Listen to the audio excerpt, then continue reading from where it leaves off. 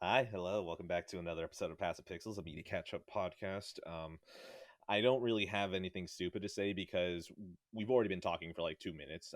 So if you want to pay me for those 2 minutes, I've recorded it, I will edit it, and I will send it to you for $1,000. Dorian, are you okay if we split that down the middle, or do you want to try and negotiate that? No, I think 50-50 is honestly fair. Okay. You should probably get a bigger chunk because you do all the editing and shit, but you've already offered it, so no take backsies. No, that's the smart move. That's the smart move. I was stupid and I over offered, and that's what you do whenever money's involved. You try to make sure that the other person is screwed over almost immediately. Go get yours. Exactly. So that's our preamble. Good enough. Whatever. I kind of want to get out of here. All right. My wife is probably headed home right now. She said chicken nuggets from McDonald's, so it's like, man, I gotta. The quicker we're done here, the quicker I can get my chicken nuggets. So like, I'm kind of digging that. If we can hurry this up, this is gonna be great. So yeah, I'm gonna get this list out of the way. I've got Thomas Was Alone, The Pacific, Assassin's Creed 3 Liberation. I forgot I even played that. The Shining, Deus Ex Human Revolution Director's Cut, Prey. Yeah, look who showed back up. Pixeljunk Shooter Ultimate, Downwell, The Good, the Bad, and the Weird, Apex Legends, and Bojack Horseman Season 1. Now, Dorian, I'm going to go ahead and take like a 5 hour nap. Go ahead and tell me your list and then wake me up. It's actually not as bad as recent weeks, but yeah, it's still sizable. I No want you to video know games. that the key that I'm hitting right now is X on my X keyboard. X to doubt. Yeah, no Yeah, kidding. just, Yeah. just Yeah, just again, I'm gonna say it again. No video games. I'm very proud of myself.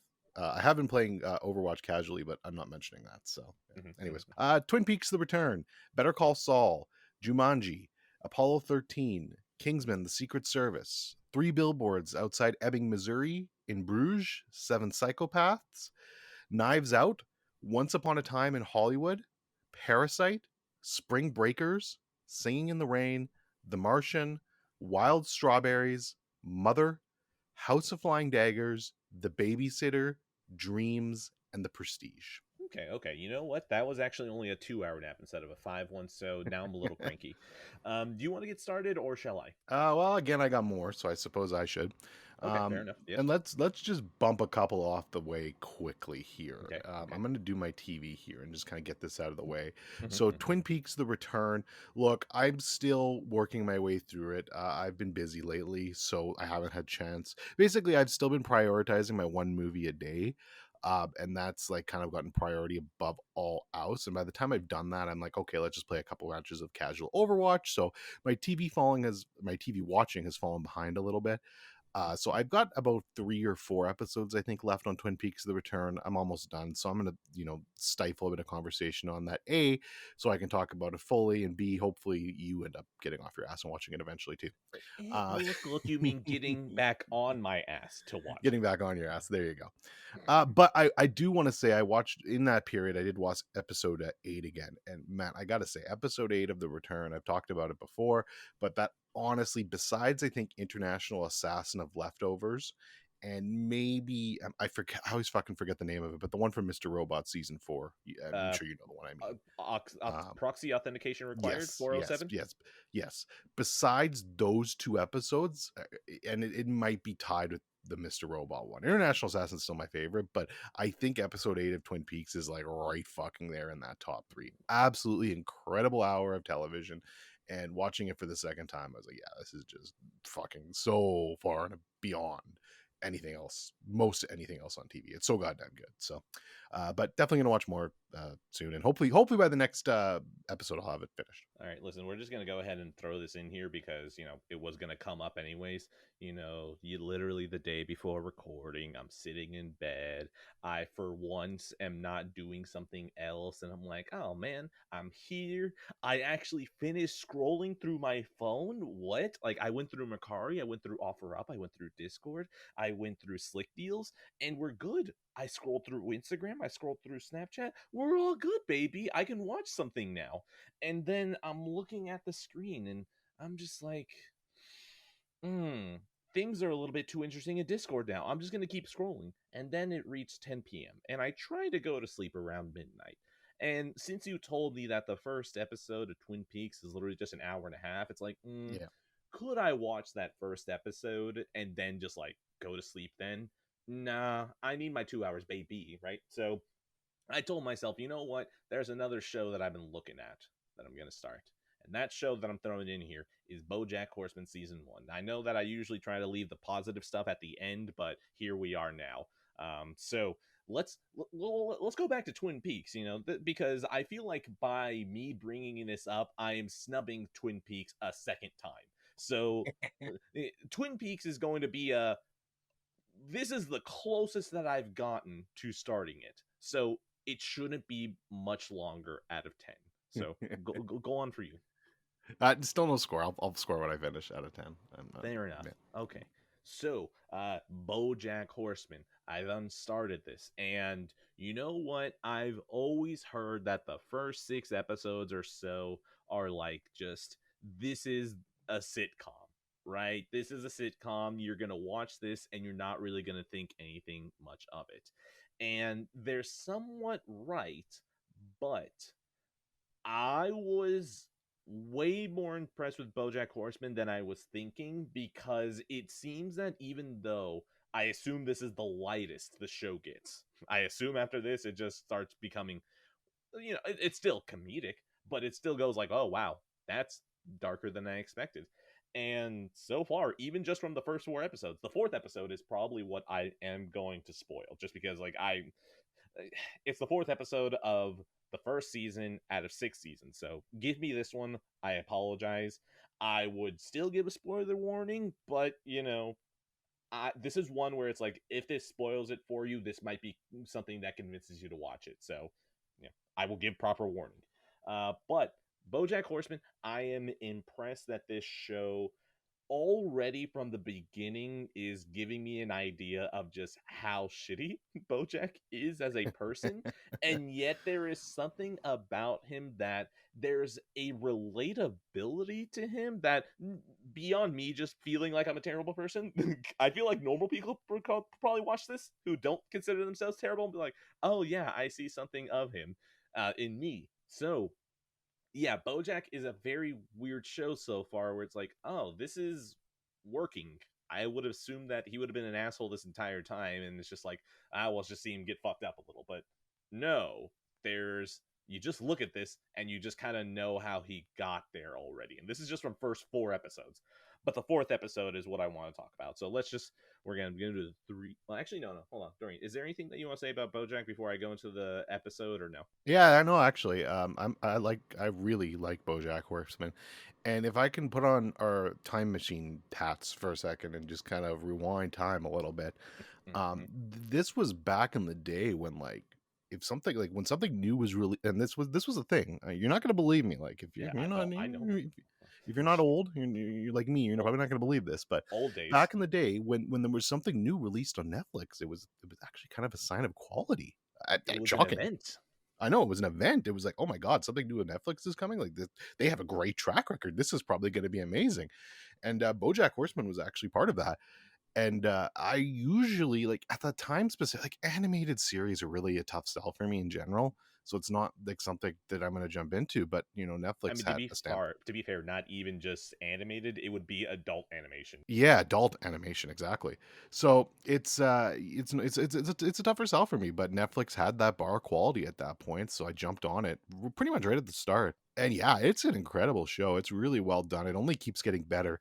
And I actually need to go back and look because it's been so long since I've watched it. I don't even know if I finished it. Like I might have only watched like I think I might have not seen the last season. So it's definitely something I'll have to catch up on eventually. Especially for maybe the show purposes if you get there, which I'm assuming you will because you seem to like it a lot. But Yes. yeah, it's a great show. It's Bojack is one of the most selfish fucking asshole characters you'll meet in a long time. But there's something that draws you to him and appreciate. Maybe because I'm a selfish asshole myself, so I see a lot of Bojack in me. That's the real problem, is that you see him and you're like, oh, that's a very human flaw. Like it's never anything like yeah, you know what, that could be clipped out of context, but screw it, it's nothing like, ooh, I hate the Jews, and it's like, that's not right, that's really hard to relate with. But if it's something like, oh, I'm very lonely and I am self-destructive and I handicap other people to a point to make sure that I'm not alone. It's like, oh, the loneliness part is that's relatable. Maybe not how you act out on it, but I could see how you got there. So there's something about that. Exactly. It's like, that's how do you even do this with a talking horse cartoon? But hey, sick. um okay, Yeah. so So that's basically all I had to say. So yeah. all right, the episode that I want to talk about, right, is the fourth episode. So this is one where it's like, do you feel convinced about this show? No. It's going to be spoilers, but like, listen in. Maybe that might convince you. If you already know the show, well then, that's okay. This isn't spoilers to you. But if you're on the fence and you're like, I should watch it, just tune out. This is one where I feel like I want to give proper enough spoiler tags. So 3, 2, 1. Bojack kneecaps his friend because Bojack doesn't want to be alone and basically hands him a video game that has ruined his life and given him severe, probably, I don't know, self-esteem issues about what he can actually accomplish. And that was something that was like, wow, that's actually pretty fucking dark. That, but I mean, like, let's be honest, okay? It's something that as soon as, oh wait, okay, I should probably, I guess, explain, because I am talking about spoilers and I am inviting people who have not seen the episode. So context. Bojack, he is trying to help his roommate Todd with a rock opera, and he's been trying to write a memoir for himself. And the author who will ghostwrite his memoir kind of calls Bojack out on his bullshit. And he's like, well, I mean, you're always putting down Todd. Maybe you should help him out. And Bojack's like, look, I'm not putting him down. I'm putting him up. He stays in my house for free. I don't even charge him rent. And then she calls him out as like, you're only letting him live here because you don't want to be alone. And, you don't want him to ever leave you. So Bojack's like, well, fuck you. I will prove you wrong. So Bojack helps out Todd, and the rock opera is apparently going very well. And Bojack just consciously, which is that's the most diabolical part. Todd tells a story about how he had gotten addicted to a video game like 10 years ago, and it was very destructive to his life because he would just not pay attention to his girlfriend. He got kicked out of his house because of it, and he feels like he is a fuck up more because he let that game take over his life. Now, what does Bojack do? Bojack, after realizing that Todd is about to be too successful, he takes him to a gas station. And you know how gas stations have like those little bundles up front where it's like just a bunch of shitty DVDs that you could buy for like $1, that I don't understand why it's there, but hey, it's there. So what Bojack does is that he pays someone off behind him to get Todd to focus in that box. He pays off the counter that works at the gas station, and then he goes to buy the game to plant it there. So Bojack basically creates a scenario where Todd will recognize the video game, realize that the game is so cheap inside that bin, buys it, and then gets addicted to the game, and then ruins his chances of being able to do the rock opera and to become successful and then leave Bojack. And look, let's be honest, right? From the beginning of the episode, it was like the most easiest thing to call out. It's like, oh yeah, Bojack is going to fuck over Todd. Like as soon as she called him out on it, it's true. Bojack is a very lonely person, so he doesn't want to be lonely. But even still, with the predictability of it, seeing that final sequence of Bojack leaving the house, he's wearing a hood. Like you could just see this man already looks shady. But then seeing that, oh my god, I don't remember what else. There's probably like a side story with a black dude that was dating the ghostwriter and how he still had feelings for her or something like that. I don't remember. But it was a speech about loneliness at the same time that Bojack is shadily going off to pay everyone off who was involved. So he pays off the gas clerk, he pays off the paid actors behind him, and he returns the game at a Best Buy. And it's just like, wow, this I wasn't expecting this until like the second half of the season 1, but like episode 4 doing this, I was like, oh, we're starting off hard with this man's problems. And Yeah, I feel like I needed to explain that to show that even early on, it's like, oh, this guy is he's a fucking mess. But even though he is a total asshole, it it's still something that would need to be watched. So yeah, I spoilers that hopefully sell you on the show. So the score I'm gonna go ahead and give BoJack is hmm a hmm out of 10. I'm gonna give it a Bojack's very good, but fuck you for delaying Twin Peaks further because of Bojack. Out of 10. Look. It might be next episode. Next episode, because like that's the thing. Like BoJack, good, but you know me, I can't be happy for that long. So That's Twin true. Peaks That's true. might be later on today. Who knows? That's true. We'll see. I'd like to do that, but look. What also derailed me is that while I was having dinner, the Snark Tank uploaded their live episode, and it's like, oh well, yeah, I'm gonna watch that. So that delayed me even more. So yeah, Acceptable. Yeah. All right. So carry on back to you because I know you still have like 43 things in there. Yeah, so let's just touch on Better Call Saul quick. Okay. Still great. We're watching it live still. Yeah. I think we watched 2 episodes, I guess, since the last one. Right. Setting up the pieces, man. Things are getting intense. I don't know, man. Show is still like the best on television right now. It's incredible. It's just untouched. So I don't have much to say on it. I guess I just got to shout it out because it's so consistently amazing every week. Yeah, I didn't even put it on my list because it's like we're gonna keep watching this week to week. Are we just gonna say the same thing over and over again? Of like, that was a good episode. Do we delve into spoilers? Nah, it's fine. Yeah.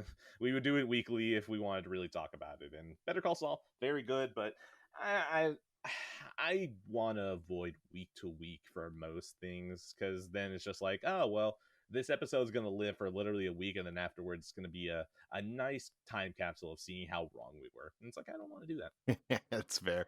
Yeah, I probably didn't need to bring it up this week. I feel like if something monumental happens enough, like in one of the episodes from last podcast, it might be worth touching on. But yeah, nothing quite that big, but yeah, still really great. So we'll see where this rest of the season goes. I'd say maybe mid-season break. Yeah, which we're almost there. Yeah. So if we get that far in and we feel like we can discuss it, we can probably give it a whole lot more time there. Perfect. All right. Well, that's all. Okay. Wait. Shall I go again? What do you want to do? Okay. So here, let me do a 3 block, and then go for it. we can count after, and we should be somewhat closer. I'm just gonna jump right into the Martin McDonagh block. And talk about 3 billboards outside Ebbing, Missouri, in Bruges, and 7 psychopaths. So all, of course, by writer-director Martin McDonagh, who, as far as I know, hopefully I'm saying that right, McDonagh, hopefully. As far as I know, he writes all of his stuff and directs it. So yeah, I started with the most famous one. So that was I say most famous, but it's like, I guess the most award recognized. Got nominated for a bunch of Oscars, I think won some, so almost won Best Picture too. So where was I? 3 Billboard got a lot of nominations, awards, stuff like that. And yeah, so I watched it, and then that spurred me to watch his other 2 movies, which AJ, Mini AJ, who's been on this show before. What did he do? He did. He was our token British for letting us talk about Bond, because if not, we would have probably been murdered. Right, that's it. Yes, he did the Bond episode with us. Yeah, so shout out to AJ for putting me on this guy's radar in general. Although I had heard of 3 Billboards before. The other 2 in Bruges and 7 Psychopaths I hadn't. 3 Billboards though, wow, what a movie. Probably I think I ranked it second now for 2017 films. So I'd shot right the fuck up there. Only behind Phantom Thread, which I really like. But yeah, this movie was really, really great. Frances McDermott and Sam Rockwell are absolute all-stars in this movie, and maybe my favorite performance from both of them. I think certainly Sam Rockwell. Frances McDermott has a lot of really good performances, so I'd actually have to think about that. But this was definitely the best performance from Sam Rockwell. He's really great in this, and it's not an easy role to play either. He kind of plays this like really racist, just piece of shit asshole. Yep. And have you seen this movie? Yes, no, I have. Oh, I didn't know you'd seen it. Awesome. Okay. Yeah, he just plays this really racist piece of shit asshole, but he gets you to empathize with him somehow, and that's not easy to do. Yep. yeah, so part writing and just part an really incredible performance from him. Yes. There's a bit of a slow chunk in the middle of the movie I find where it's just a bit of a lull, but it's not enough to really hurt it overall. And I think I, the ending, there's a little bit of discussion on that, I guess. I don't think it's amazing, but I think it's solid and it's fine and it does what it sets out to do, and I get what they were going with it. But Mm. everything else in this movie is just so impeccably done. Like I said, like there's the acting performances across the board in this movie are just so good, and the way it's shot just really kind of keeps you on its toes. You never really quite know where the story is going and what they're going for, and I always appreciate that. And that's something that I've learned with well, we'll talk about them after, but with all his movies he's really good at. So yeah, just a incredible movie. I really liked it. All right. Three Billboards. I very much enjoyed this one. I just always kind of enjoyed the offbeat tone that it had. Um, is there really anything else that I remember about this movie? No, I don't think so. I think I'd be just stretching if I tried to speak anymore. So I will let you go to spoilers if you wanted it. All I know is that Three Billboards Outside Ebbing, Missouri is a very good movie that starts from a dark place and then it just has all these characters that are very entertaining and I'll say understandable. I feel like understandable is, I feel like it's a dangerous word considering that we did just say that there's a guy who's like very openly racist, but you know, he's an asshole, but besides the racism, he's a Yeah, good guy. you can also tell too it's a product of his environment, right? Like that's just Yeah. don't get me wrong. I'm not excusing racists' their behavior, but it's very much a lot of the time it's just the product of their environment and how they were raised, and they were never taught any better, and it sucks. And that's just kind of how it is for him. And again, that's not excusing it, but makes it understandable, like you said, in You some know what? cases. That's a way that I like to say it. If maybe he didn't grow up in the middle of buttfuck nowhere, Ebbing, Missouri, and you would assume raised by actual racists, that maybe he would have been a good guy. Yeah, I think that's a good way to put it for sure. But yeah, really great character too in general. Um, Also, yeah. So in terms of spoilers, actually, I do want to dive into spoilers on the. Oh fuck, you haven't seen the other two movies though, have Nope, you? I have not seen the other two. Fuck me. Okay, well then I'll have to. I can't dive into spoilers, then, but I will talk about those one day. But yeah, I actually didn't have anything for Three Billboards, so we're good there. Movie's a 9 out of 10 for me. Just really great stuff. Mm. I have nothing to say about the other two. Just so carry on. Okay, no score though. Oh, you're right. Oh my god. Look, you went 3 out of 10. Just in. Okay, yeah, fair, good score. No, Uh, that's not. I please everyone understand. I like this movie. I'm joking. Please, this is my stance against numbers. That no, I, 3 out of 10. He locked it in. He hates it. motherfucker. Yeah. I hate this movie Okay. now. I'm sorry. They made fun Yeah. of the racist, and I like racist. Damn it. Yeah, there we go. Yeah. All right. In Bruges. So this is the second one I watched, and this is the one AJ really talked about a lot and propped up because I think it's his favorite of the three. Uh, I gotta say, the level of wit and comedy and joke timing in this movie is really really stellar. Like you don't see it, like there are people that can do comedy really well and blend it with other genres and things like that. Like Edgar Wright's really good at that. There's a lot of directors that can do that kind of thing and do a really good job with it. But some of the jokes that this movie makes and the callbacks they do with it later on in the movie, like it's so intelligent. And he wrote the screenplay himself. Like it was all him. He directed it. So it's like, holy shit, man! Like this guy is fucking funny and he's smart. Like to be able to pull off humor at that level, just really great shit. So yeah, this movie's great. Basic premise: you just got two hitmen who kind of have to hide out in this small town after things go wrong, and it's just kind of like an odd couple situation where like one of them is really outgoing and wants to explore some shit, and he just kind of wants to get drunk and do nothing. Colin Farrell, I should say, Colin Farrell's character, and Brendan Gleeson's character is the more outgoing one. Who these two have a really great chemistry together in this movie. I don't know if they've ever worked on anything before together. I'd have to look into that, but their chemistry in this movie outstanding, and it's really good stuff. Again, bit of a slow chunk in the middle that kind of brings it down. In fact, I think it's a little bit more prevalent in this one than Three Billboards, which is why this is I'd probably rank it second if I'm ranking these three Hmm. movies. But yeah, it's still really well made, definitely worth watching, and yeah, it was super enjoyable. So 8 out of 10 for me. And you nothing, nothing. No, I got nothing. Both of these, I just know I don't want to watch it because whenever I look up the term dark humor, these two come up. And it's like, yeah, Yes, I should probably watch that. But you yeah, know me and the idea of laughter. We actually kind of hate each other. yes. No, I agree, and that's normally not my thing either. But it's Martin McDonagh knows how to do it very well. So it's Oh, no, you're no, no. I know it's going to be completely fine. It's a me thing, it's not the movie thing. yeah. Yeah. And then Seven Psychopaths. So this is kind of the widely agreed upon, I guess, worst one of his three movies. I still really liked it though, and it's definitely like I would put it below after some thought. I'd put it below In Bruges, but man, I don't know. It's still really fucking good. Not to bring back horrible memories from the Last Jedi, but it does You're very like, well of subverting your expectations I'm because already triggered. you kind you kind of go into this movie expecting one thing, and apparently I never watched the trailer for it, but apparently the trailer was very misleading on purpose for this movie because they wanted to fuck with you a little bit. And it's really, really well done in my opinion in that regard. It's very meta, which I wasn't expecting at times. It reminds me a lot of the movie which you need to watch. I know it's in your goddamn stack of movies. Is Adaptation. It Oh, definitely God. had a lot of adaptation vibes to it in the way it was presented at times. It's basically about a guy who's trying to write this screenplay, and things are starting to get blended together quite a bit. We'll just leave it at that without going into spoilers. Again, Sam Rockwell's really great here. Colin Farrell's here. Christopher Walken is, I mean, when is Christopher Walken not incredible? But he's awesome here. And yeah, you can definitely tell he likes specific actors to go to. And Sam Rockwell and Colin Farrell, I mean, they're great actors. You can generally put them in anything, and you're going to get a really solid performance. And yeah, here is no question. So definitely not the type of movie I was expecting, but what I got here really liked. It was funny, maybe not as funny as in Bruges, but definitely funny at times. And yeah, just supremely well made. Um, Yeah, so that's also an 8 out of 10 for me. so this is just in a complete different direction because you had mentioned adaption.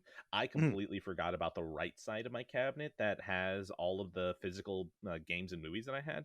I bought a new SSD for my PS5. I threw it in there, an entire terabyte. So then I was focused on the game side, and I just started installing so many games on my PS5. And it's like, oh man, look, I have so many games for a console that I don't even use that much. How embarrassing. And you talking about adaption being in that stack is like, oh god, there's an entire stack there. Oh no. But at least if there's one positive that can come out of this, it's that I'm getting that movie itch. So Good. like I might be my focus might be coming back. We'll see. So maybe Good. that, I'm not going to promise adaption. I'm not going to promise. Who the fuck knows when I'm going to get to that one? All I know is that it's like maybe if the bug gets in me again, it's getting close again. We'll see. Cool. So yeah, great movie. And that is it for the Martin McDonagh block. I still have 15 left, but if you want to interject, you can. Otherwise, I can keep going. Up to you. So Mark, I didn't even give a score. Mark Oh, McDonough, sorry. I'm gonna go ahead and give that a score of. I have to really focus to say your last name, or else I'm gonna sound really dumb. Out of 10. Yeah, I don't know if I was saying it right, so fuck it. That's fine. I heard you say it. You sounded pretty confident in it. I will join you in the stupidity if we're misspelling it. I mean, Killer. misspeaking, whatever words. You see, Cool. I'm already screwing Perfect. up. Perfect. Fuck us. Gary, carry on. All right. Oh, okay. I don't want to do my good three block yet. So let's do. Well, let's just go to the top. Let's do Jumanji. Look, Jumanji. Jumanji. So this was on my 4K collection watch. I have the 4K of this. Nice 4K cut, by the way. But again, I'm gonna mention this every time I do this. Fuck Sony and their god awful 4K menus. They're so Correct. bad, and they are by far the worst out of anyone's. They're so fucking terrible. Holy shit. And you know what's stupid too? The Spider-Man one, I don't think had that kind of menu. It was different. So I guess maybe Marvel gets some fucking special menus that are slightly better. But Jesus Christ. Anyways, Which one? Which one? The No Way the Home. new one, the No Way Home. Okay. Yeah, That's weird. Maybe they know already because like I yeah, know Jumanji was an older 4K title. yeah. So maybe actually you're right. That's a brand new one. So maybe they finally changed the format. Hopefully, fingers crossed. Okay, they heard you bitching. Hooray! Yes, hopefully we'll see. Next Sony, I'm not buying Uncharted to find out. So maybe I'll get Raddick to report it and tell us. Dude, And special correspondent on the street, Raddick for the 4K. there was an Uncharted 4K in my house, and it's like, wow, I'm kind of. Oh, you could test it if you want. I'm not. You think I'm opening that? I'm returning that shit.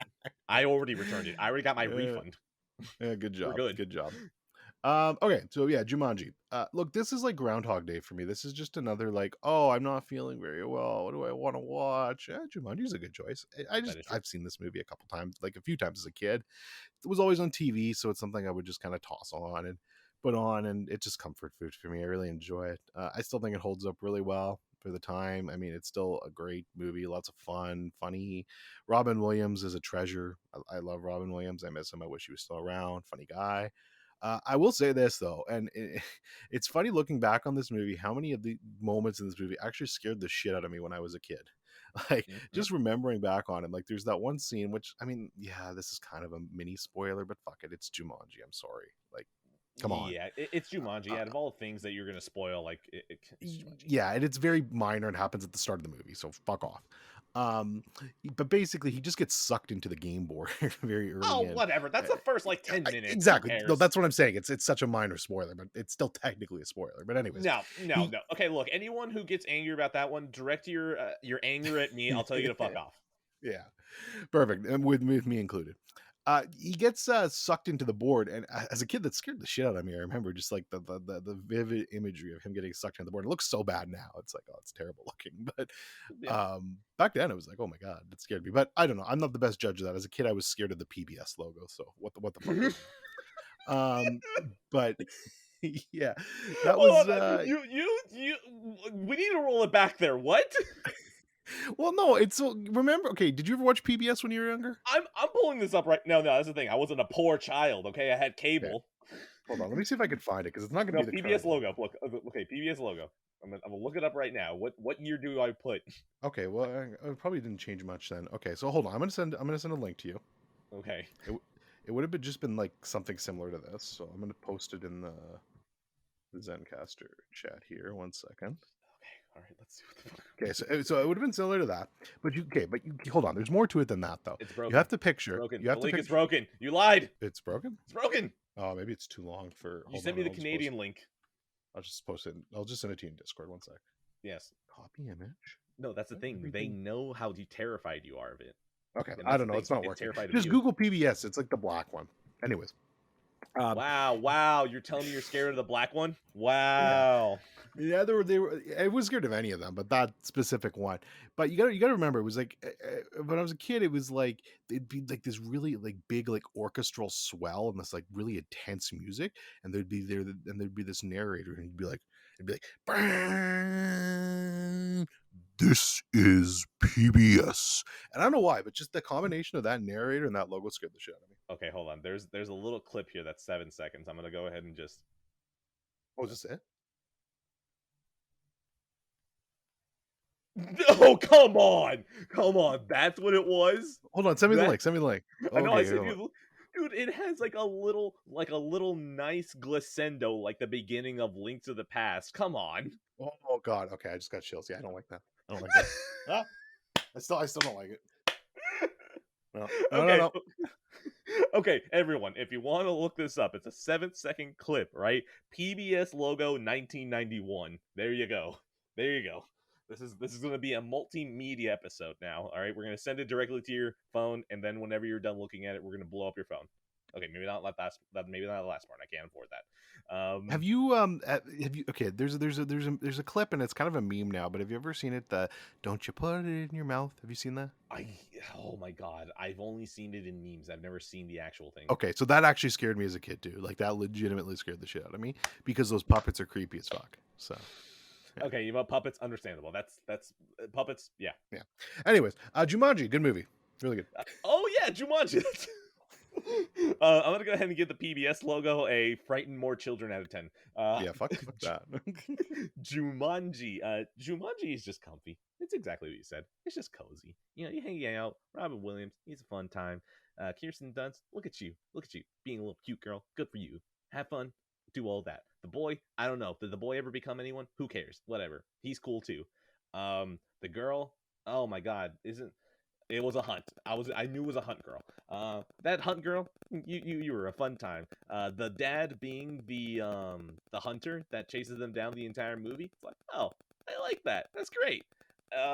Yeah, Jumanji's just fun. Who the fuck is calling me? Hold on. Hello? Hi, is Edwin there? Yes. Hi, this is Glenn calling for the police and trooper support. Of course. Our mission is to seek police training Yes. improvement, as well as to advocate for a death and Of course. disability fund for those officers killed Yes. or injured on the job Yes. with the passage of better laws. Yes. As a pack, we're asking Yes. you to help us select people that will back Yes. the men and women in blue Yes. and effectively handle Yes. these issues. Yes. If we were to send you an envelope, would you show your support with Yes. a one-time donation? Yes. Yes. Yes. And remember, these men and women put Yes. their lives on the line to Damn it. Oh my god, this man. I was kind of hoping that that'd be worthwhile, but nope. Nope. All right. You know what's funny? That entire time my microphone was my headphone was doing that weird clicking noise again, and I just fixed it as you finished. So I don't know. There was some that was like serendipitous.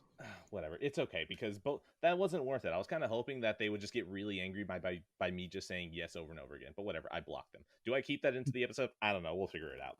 By the way, Jumanji, that kid was in a few things, but not much. That was basically certainly no Kristen Dunst. Let's put it that way. Okay, fair enough. I'm gonna go ahead and give a Jumanji a I don't know, the hunter screaming on top of the floating inflatable out of 10. I gave it a 4 out of 5. Okay. You know what? You've done a couple. I'm gonna go ahead and do one right here. Thomas was alone. This is the first time in the entire show that this has happened. I put a little dash right next to it. And usually whenever I finish something, I put complete next to it. This is the first time I put a dash and just put dropped because I'm done with Thomas is Alone. Thomas Was Alone is a game that I was playing on Vita. It was probably an indie that came out. Actually, I don't even want to take a guess. Let's just say early 2010s, probably before 2015. I don't know. Whatever. It is a puzzle game where you just have blocks and you need to fit them in certain spots. Certain blocks have different physics or different jumping attached to them, and it also has like a narrative where they give these blocks personalities, and I think it's Stephen Fry that was narrating it. It's one of the British guys that when you hear, it's like, oh yeah, it's that guy. So just playing this, I've been slow playing this for like the last 4 years or so. And then at some point I just realized I don't care. There's just so much of this story where it's like Janet was angry about David, and David didn't understand why Janet didn't understand, but yet he loved it. I don't care. And then playing like that, even just doing the block puzzles, like, yeah, they're block puzzles, but I'm fine. Like, to be a puzzle game, like, you have to be way better to like justify your existence, because there are some damn good puzzle games out there, or games that aren't even puzzle games that have puzzles in them that are very good. So yeah, Thomas Was Alone. I was like, I'm fine. I just, at some point I realized I was doing it out of obligation because I just wanted to finish it, and so I just deleted it off of my 3 Vitas, and I'm not going back. So, Dorian, do you have any experience with Thomas Was Alone, anything like that? No, but maybe if Thomas doesn't want to be so alone, he should get some bitches. He was getting some bitches, all right? Where I left off, Thomas was getting bitches, okay? He saw this thick rhombus, and he's like, oh yeah, I should have probably mentioned that. They're all squares and like little rectangles, so like, they're all just like different shapes. But now, Thomas saw this thick-ass parallelogram, and he's like, I'm gonna tap that.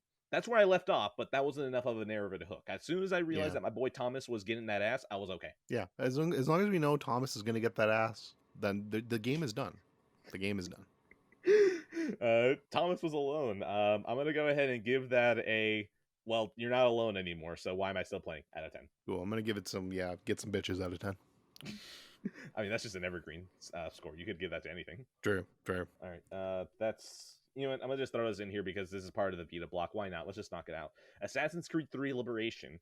Oh boy, I don't even want to talk about this one because at some point I'm going to try another Assassin's Creed game, either next episode or the episode after. This is a bad thing. I don't like myself. Learn from my mistakes. Assassin's Creed 3 Liberation. All I know is that getting into it, they drop the title card in like the first 20 or 30 minutes, and like there's no build up. And the problem is that I liked Assassin's Creed 2. Let's just leave it as pretense. Pretense liked, because if I played that game now, I feel like I would hate it. So I liked Assassin's Creed 2. I have no idea if that's true now. But when that title card drops and it's like, oh, we're living the life, brother. may we never lose it or something like that, and then you just hear and it's just like, oh my god, that theme is fucking hot. And you just see Ubisoft presents an Ubisoft Montreal production, Assassin's Creed 2, and it's just like, oh, that's fucking hot. The problem is that if you're not living up to that, why even bother? So this intro drops and it's just thrown out. It's like, wow, cool. You don't care about this game, neither do I. And I kept trying to play it from a little bit after that. It's like, okay, you know what? Let's see what the gimmick of the game is, which is that you can either dress up as a slave, you can dress up as a noblewoman, or you can just dress as an assassin. It's like, okay, slave, noblewoman, assassin. That seems like a cool mechanic. But the problem is I never got to explore the mechanic because, honestly, the frame rate in this game was like 10 on the Vita. And I was like, well, I'm not dealing with this. So then after about an hour, I deleted it. And I got back like 4 gigs on my ridiculously expensive micro SD card from the Vita. So, yeah, Assassin's Creed 3 Liberation. I'm going to go ahead and give that a fuck off out of 10.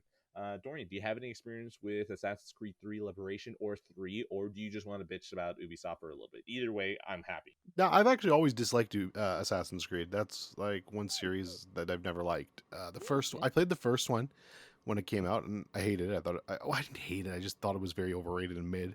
And the second one, I tried to play it, and I wasn't a big fan of it at the time. So I never really went back. I've considered going back for some of the new ones, but who knows? There's literally no video games on my list, and I'm loving Final Fantasy 15. So Assassin's Creed is like way, way, way, way far from my mind. Really anything Ubisoft related. So yeah. You know, the weird thing is that I feel like if you tried Assassin's Creed 2, knowing where you are now, where you enjoy yourself a story, you enjoy yourself some characters over the gameplay, I feel like you would end up liking it, which is... Well, I might. Shout out to Sugar Shane, because he sent me that PS4 copy of it remastered and was like, you have to play this at some point. So I have it. Might happen at some point. 40 years ago. I forgot that happened. Yep. So that might happen at some point. I really should, to at least, when people send me something, I want to try it at least. Siege is coming. I promise, Siege is coming. But yeah, I want to at least try it. So it is an obligation. Yes, I agree. So yeah, your copy of Overwatch is in the mail, by the way. You know that there's a clip that I recorded like months ago of me taking a golf club to a copy of The Last of Us Part 2. And what's going to happen is that when we do the hate cast, that's going to be the intro to however many parts we have. So like that clip exists. I will do it again. And if it's Overwatch, then so be it. I'll have to do it. Maybe I'll play one game and then I'll take a golf club to it. Yeah, then you got a golf club. It's respect, right? You got to do at least one game and then you golf club it. Exactly. I'm gonna go ahead and give Assassin's Creed 3 Liberation another score, which is Abbey worthy out of 10. I'm gonna give it some. Keep on the same trend. Ubisoft should get some bitches out of 10. No, the problem is that they did have bitches and. Yeah. Okay. Wow. Yeah. You know what?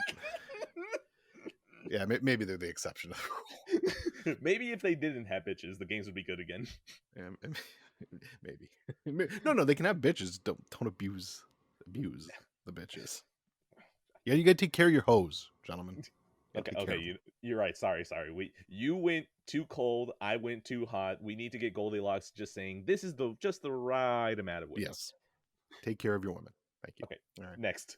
Carry on, please. Apollo 13.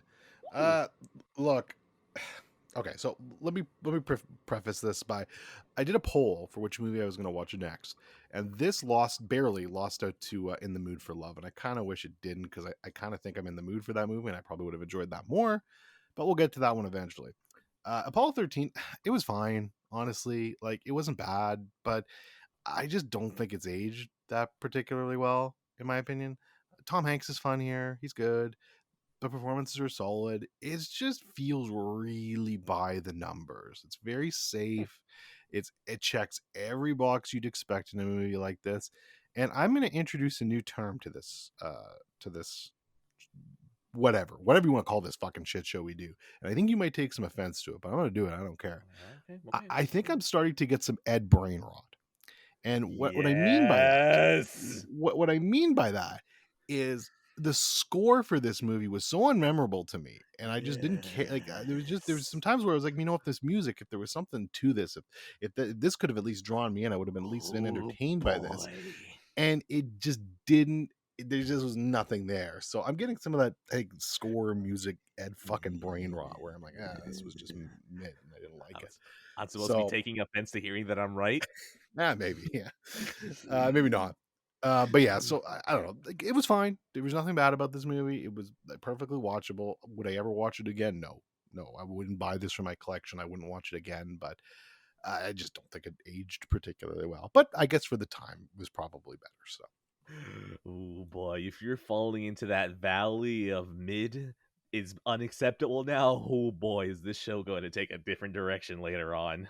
All I know is that from everything you said, sorry Apollo 13, sorry Ron Howard, the only way that I acknowledge you is the first 3 seasons of Arrested Development. Get the fuck out of my sight, unless I watch Solo, then maybe you're going to come back. But oh boy, Apollo 13, you're gone. You're gone. I don't even care about you. I'm never watching it. That was a good indignation of me never watching it. I'm actually surprised you've never seen that one. I figured you would have, but yeah. You see, that was for some reason I was just never around the TV when TNT was just always showing it. Yeah. I don't know why. Fair. Dude, that really is one of those movies that just was always on TNT. But yeah, Apollo 13. Fuck off. I'm a first man boy. Damien Chazelle out of 10. Yeah, it's a 3 out of 5 for me. It's perfectly fine, but it's just there. Let's continue on that kind of train. Although, so I at least this one was a bit more memorable to me. Let's talk about Spring Breakers. Boy. Yeah, let's talk about Spring Breaker. Literally, here's my first note. If I had to hear James Franco say "Spring Break" one more time, I probably would have just killed myself. You know what though? I didn't hate this movie.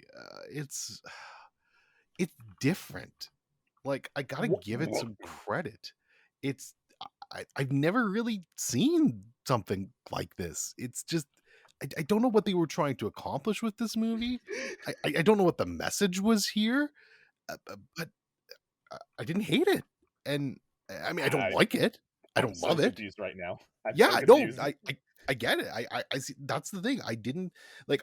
This. It's very much on the meh scale for me, but I guess I'm slightly more positive on it than Apollo 13 because at least it was different. Like, it wasn't by the numbers. So I don't know, man. James Franco was horrible here. He was annoying, but everything else was just so bizarre. The way this movie shot is just terrible. But I don't know, man. That's a really hard fucking movie to explain. You want to try? Okay, no, hold on. Wait, what am I doing? Explain this fucking movie? Okay, all right. Let's go ahead and explain this. Who the fuck cares? Spoilers. If you really care about spoilers for Spring Breakers, God help you. I can't help you. You need to find religion of some sort. Spring Break.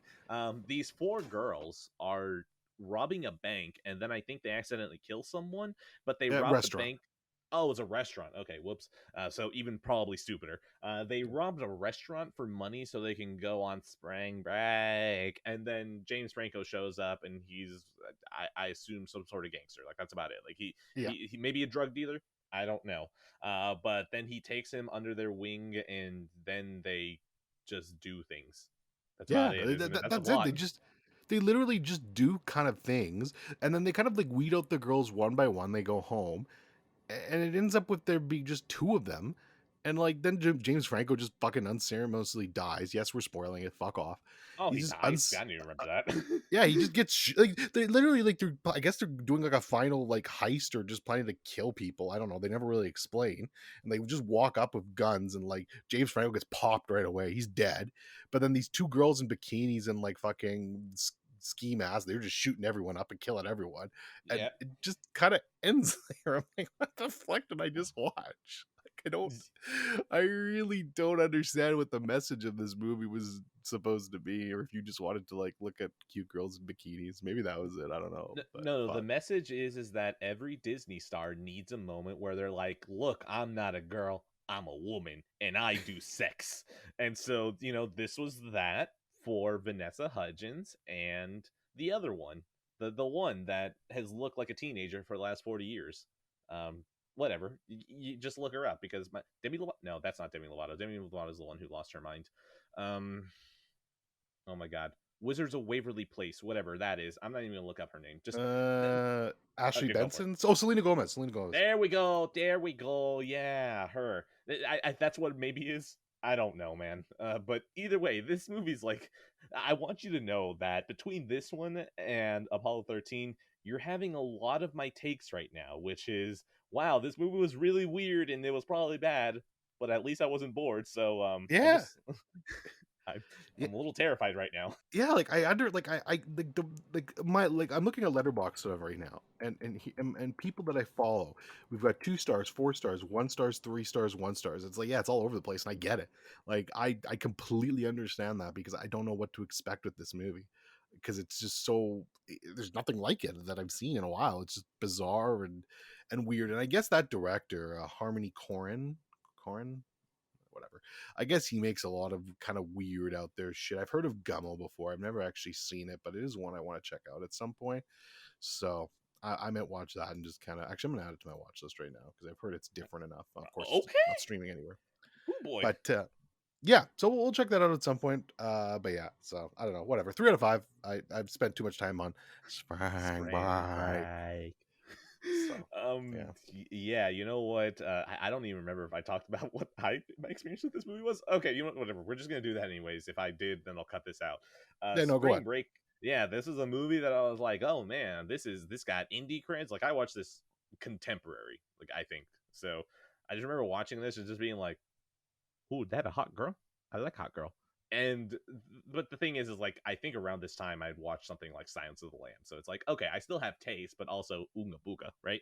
So I'm just watching this and I'm like, what is going on? There's nothing going on. And then when you get to like the last 20 minutes and it just becomes like it's like if you gave a music video Valium when you just have James Franco over and over again going Spring Break, and the camera just starts swooping across and it just starts showing things as slow as possible. It's just like, why do you pace like a Western right now? Like, this is the slowest shit that I've ever seen, and it's just Spring Break. Look at all my shit. I got all this shit. And it's like, man, no wonder James Franco got pinched for Me Too. Like, of course. If you were perfect as this guy, like, of course you were. So, like, I hate this movie. I hate this movie because it just felt like it doesn't go anywhere. This actually literally feels like a waste of time. No, like, it really is. I'm pretty sure that if I watched it now, there might be enough visuals for me to get through. But back then, I wasn't having it. And I'm pretty sure at this point, I don't want to watch it just to be like, why would you do this? But then again, now that I'm literally finishing that sentence, my brain goes, then again, I could watch it literally from just a standpoint of why are you doing this? So, you know what? I'm never going to watch it again, but if for some reason I walk into a room and somebody's always watching it and, you know, their pants are on, I might stick around to watch it. I feel like I need to add that last caveat because, you know, that's totally a possible thing that could happen if someone's watching Spring Break. So I'm going to go ahead and give a Spring Break. Oh, go for it. No, I was just going to say I literally wouldn't watch it with them, but I would stand like just out of the door frame so they could hear and just be like, Spring Break, and just add a few every now and then so they don't know like which is coming from the movie and which is from me. I love the idea that like you go into someone's ceiling, right? And they have a surround sound system, and you there are manually in the ceiling giving them Atmos, going Spring Break, and like that's the only time that Atmos kicks in. Spring Break, and they're just like, oh shit, what? Damn, my speakers are kicking it up there. Wow, this is a great audio mix. Oh fuck me.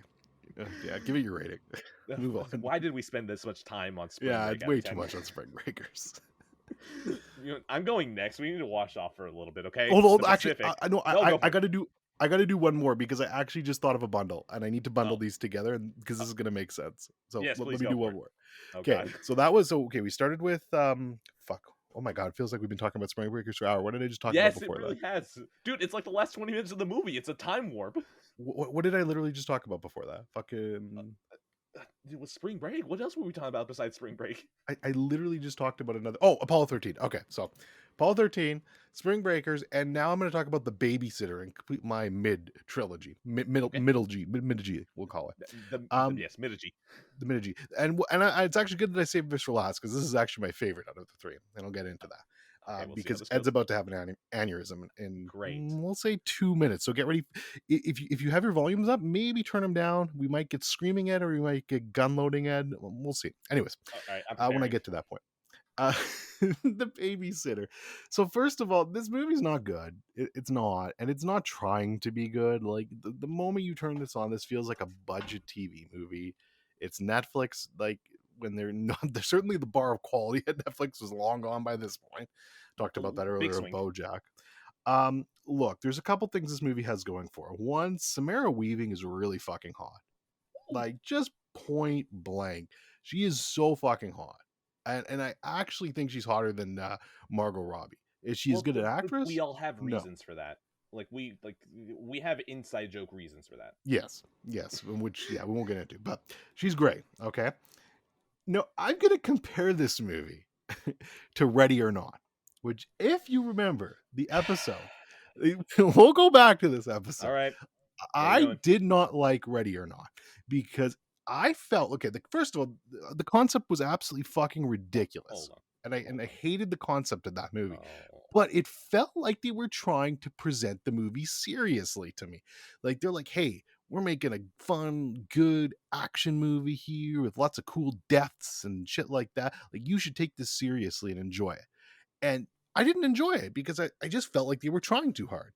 This movie, on the other hand, they're just like, no, this movie sucks. Like literally like 3 minutes into the movie, we've got these weird cuts of this like black kid dancing around doing crotch chops for some reason, completely randomly.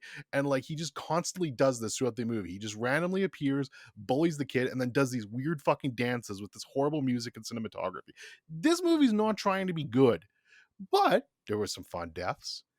And I had a good time with it. It was fun. Would I ever watch it again? No, absolutely not.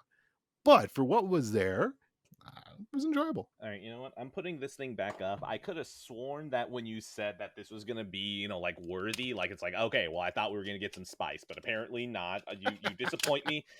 Probably like this movie would disappoint me. So I'm very sad. Points are taken off, and I'll see you after class. All right. Anyways, my argument against The Babysitter is this was directed by McG. Therefore invalid. There we go. We're done. Like that's it. Do I need to say anything else? Also, it's a Netflix movie. Also, there's a sequel on Netflix as well. So there we go. We're done. I don't think there's anything else I need to say. I'm gonna okay. Can you is there a background to McG? Like, what do you mean? Where did this man pop up from? Yeah, I don't I've definitely I've never seen any of his other movies, so I don't. I have. Okay, Charlie's Angels movies. It's like, whoa, this is definitely a thing. Is he just first of all, why is he called McG? Yeah, that's a good question. And I guess he's just known for making really shit movies that aren't good. Like, is that what we're doing here? All right. Joseph McGinty Nicole, born August 9th, 1968, known professionally as Mick G, is an American director, producer, and former record producer. He began his career in the music industry, directing music videos and producing various albums. That actually makes a lot of sense. Okay, so in other words, Mick G might just be a carryover from his music video days. So the two movies of his that I've watched were the Charlie's Angels movies, and just remembering them, that was definitely young Ooga Booga. So although it does have our lovely boy in that movie, and that just always reminds me that maybe I should watch it again. Do you remember who is in Charlie's Angels Full Throttle? No, I haven't seen it. Who's in it? Justin Theroux. Oh, Justin Theroux's in it. Good for Our him. boy is in that movie, and he is the most Irish motherfucker you've ever seen. He plays Seamus O'Grady. Yes. I can't even remember. There's a certain line where whenever they're in the warehouse, and then you hear, "Oi!" You hear him, and then you hear the music. Those notes are ingrained in my fucking brain. There's no reason that Charlie's Angels Full Throttle needed such a ridiculous music sting with him walking in. And I think he even said something like, you thought I'd get away with it, didn't you? It was like, Jesus Christ, what the fuck? Yeah, they're always after me, Lucky Charms. Oh, I know is that I hate that you've done this, but now you've convinced me through talking about The Babysitter that maybe I should watch Charlie's Angels Full Throttle again because I Dude, need the to fucking figure out. cast in this movie: Cameron Diaz, Drew Barrymore, Lucy Liu, Demi Moore, Bernie Mac, Justin Theroux, Crispin Glover, Shia LaBeouf, Luke Wilson, Matt LeBeg, John fucking Cleese. How the fuck did they get so Yeah, many people in this? yeah. I don't really understand what the fuck that movie was, but it's like, man, you guys got a lot of people. Why is Shia LaBeouf here? Why is what? Wait, Bruce Well, Willis he's an is here? actual human cannibal, so they probably just paid him in some meat and they were able to. Wait, no way, is Shia LaBeouf one too?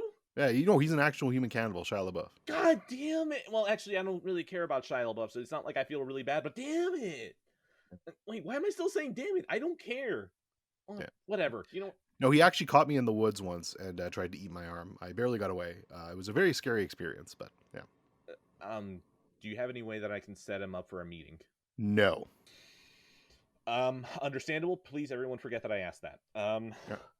Charlie's Angels Full Throttle. I'm gonna go ahead and give that a. I need to watch that again because I remember the ending of the movie where Demi Moore and Cameron Diaz are driving a very nice Cobra at the end, and they flip the car and it spins full on 360, and they're just like, "Whoa!" Out of 10.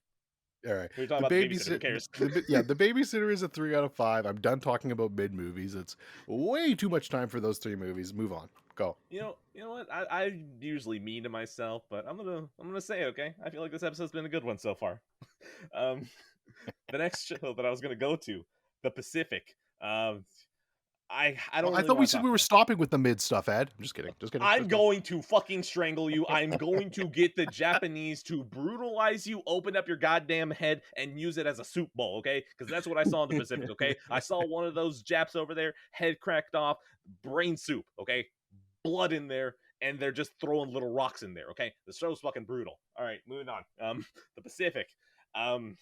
Last episode, I talked about it. It's like, ooh, man, all right, this is a little bit of an iffy show, but I still like it. The last 2 episodes, I then watched it right after the recording, and those 2 episodes are very, very, very good.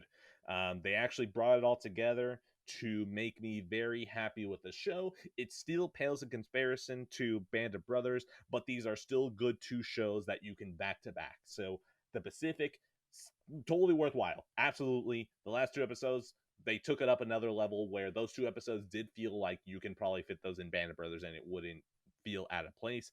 But yeah, The Pacific, it has its flaws, but it's damn good. So The Pacific is going to be recommendation out of 10. Pacific is, yeah, that's on my list. I mean, assuming I like Band of Brothers, which if I don't, God help me, because everyone loves that. But, I actually think that if you don't like Band of Brothers, I might have to bomb all of Canada. I don't well, know then how. in that I case, just need to figure Band it of out. Brothers, more like Mid of Brothers. No. You know what? I'm going to get that. I'm going to get those actual soldiers to show up at your house. Even if I have to move their coffins into your doorstep, I will do this. So yeah, no, I'm almost done Twin Peaks. Once I'm done Twin Peaks, Band of Brothers is absolutely next. After Band of Brothers, I'm going back to Ozark because the final season of that just dropped. Then I'm probably doing Doctor Who because I said I was going to catch up on that, and then maybe after that I'll look at the Pacific. So it'll be a while away, but I'll get to it. All right, perfect. I'm going to go ahead and give the Pacific a score of mid peaks out of 10. Cool. It's a wow. You just said cool. Okay, we're okay. Perfect. We have it settled. Twin Peaks is mid. Carry on. Oh, it was a Twin Peaks show. Oh, fuck you. Fuck you. I just realized that. Yeah. No, fucking. I'm gonna give it a the midget dancing around from. Oh, fuck, I can't say midget. Little person dancing around from Twin Peaks, clapping his hands, and he's probably laughing that people died in the Pacific. Oh god, that's terrible. Out of 10. Fuck me. That's a winner right there. Yeah, just cut that out. No. Look, I'm cutting the midget part. I'm gonna. Yeah, cut the midget part. Oh, fuck. Now we're saying okay. Now we're saying right. okay. You know what? No, we're saying it. I'm gonna cut that other part. I'm gonna cut that other part, but the good. score, the source stays.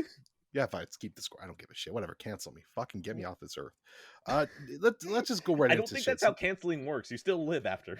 Well, no. I'll just fucking literally cancel my life. It's not just the fucking profession. If you're gonna cancel me, go all the fucking way. The problem is that every time that we log into the account, we have to actually do it through like customer service. So like we don't ever want to do it. Yeah, true. All right. Fuck dreams. I'm gonna talk about dreams. Let's get this out of the way. Right. So yeah, the Passive Pixel. Shout out to the Passive Pixel Discord. It has a movie club set up by Edwin. Advertisements.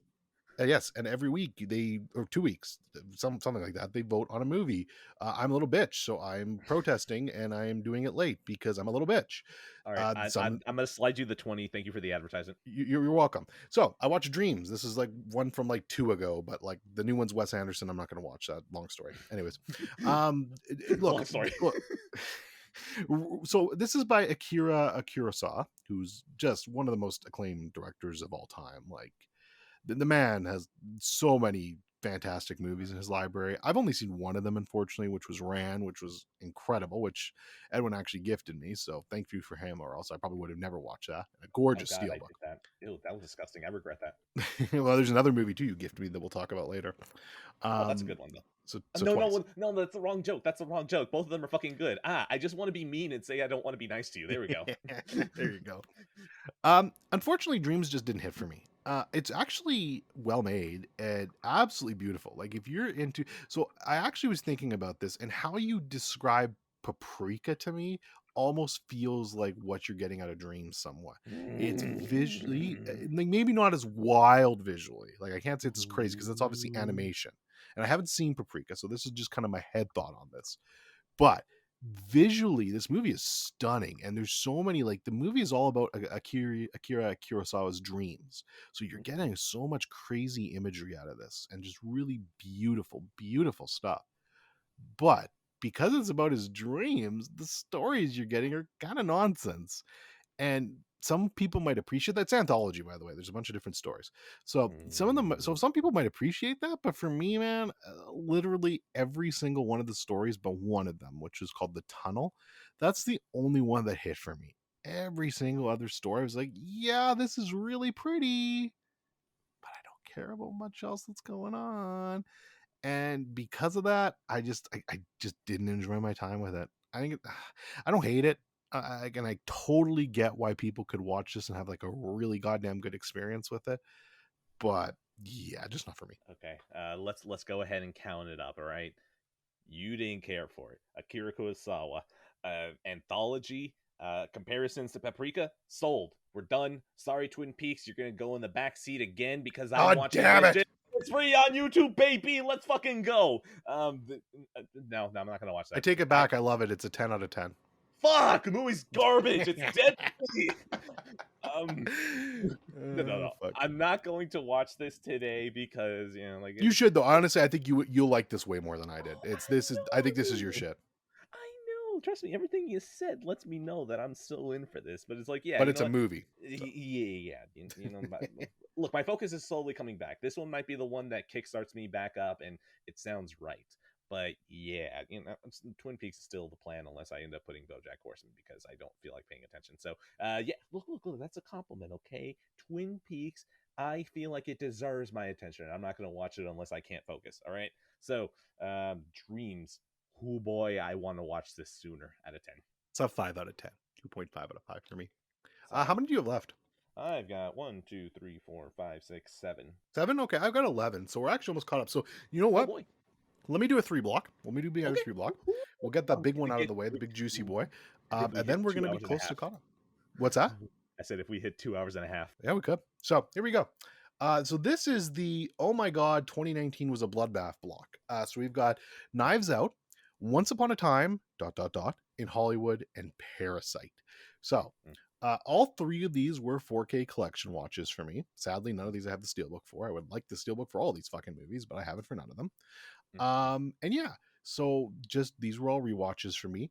I think, yeah, all of these were second time watches too. I'd only seen them once before. So we'll start with Knives Out because that's the one I watched first. Knives Out, yeah, holds up very well. I didn't dislike this movie anymore after watching it. I liked it exactly the same, to be honest with you. So it stayed rock solid in my rankings, which I'll talk about in a second. But I don't think it's quite as infinitely rewatchable as I thought it might be, especially compared to these other movies. But I mean, that's fine. It's a murder mystery. I don't know if it really should be infinitely rewatchable or needs to be. I would definitely watch it again though, but with distance. Really great movie though. Daniel Craig is fantastic. He shows he is His such. accent. yeah, his accent's so good, and I really like. I don't want to say he's underrated because he's not, because everybody knows who he is from Bond.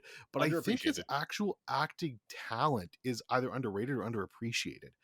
Because between this and Logan Lucky, which he's fucking hysterical in Logan Lucky, he's just a really great actor, and he's great here too. So shout out to Daniel Craig. Um, this type of movie, man, like not to, oh God, I got to bring up fucking Last Jedi again, but Mhm. this is the type of movie that Rian Johnson should be doing. Bless his soul, because this movie and Brick is another like kind of low budget detective movie of his, like a lot lower budget than this even, but with Joseph Gordon-Levitt, he did this like I think closer at the beginning of his career. Like these are the type of things I want to see from Rian Johnson because he's such a smart and funny writer when he does stuff like this. And yeah, just a great movie. And because I'm talking about the 2019 theme here, like I love this movie. I think this movie is great, and in like almost any other year, this is easily a top 10 movie for me. Like this movie is so goddamn good. But because we're in the bloodbath of 2019, this fucking movie's like 14th in my list. And like it's behind, like, let me bring it up. I actually should have the list open. But like if you hear what it's behind, you'll understand like a couple of these movies, and I'll talk about the other ones obviously after. But like it's behind Ad Astra, it's behind The Sound of Metal, it's behind The Irishman. Like I'm sorry, I love Knives Out, it's great, but it's not better than any of those movies, and it's tough. So really great stuff, rock solid movie. But yeah, I liked it. But go ahead. You got to stop making me happy, okay? You're here and you put Ad Astra. Like, come on, that's just, ooh, boy, I actually gave a genuine smile for a little bit, but Well, Ad Astra was great, man. I love that movie. I But again, know, it's like, like I mean, not to take your smile away, but it's 11th. It's 11th for me. And like I I know, love Ad Astra. I Again, know. most years that would be top 10, but fucking Christ, 2019. I know.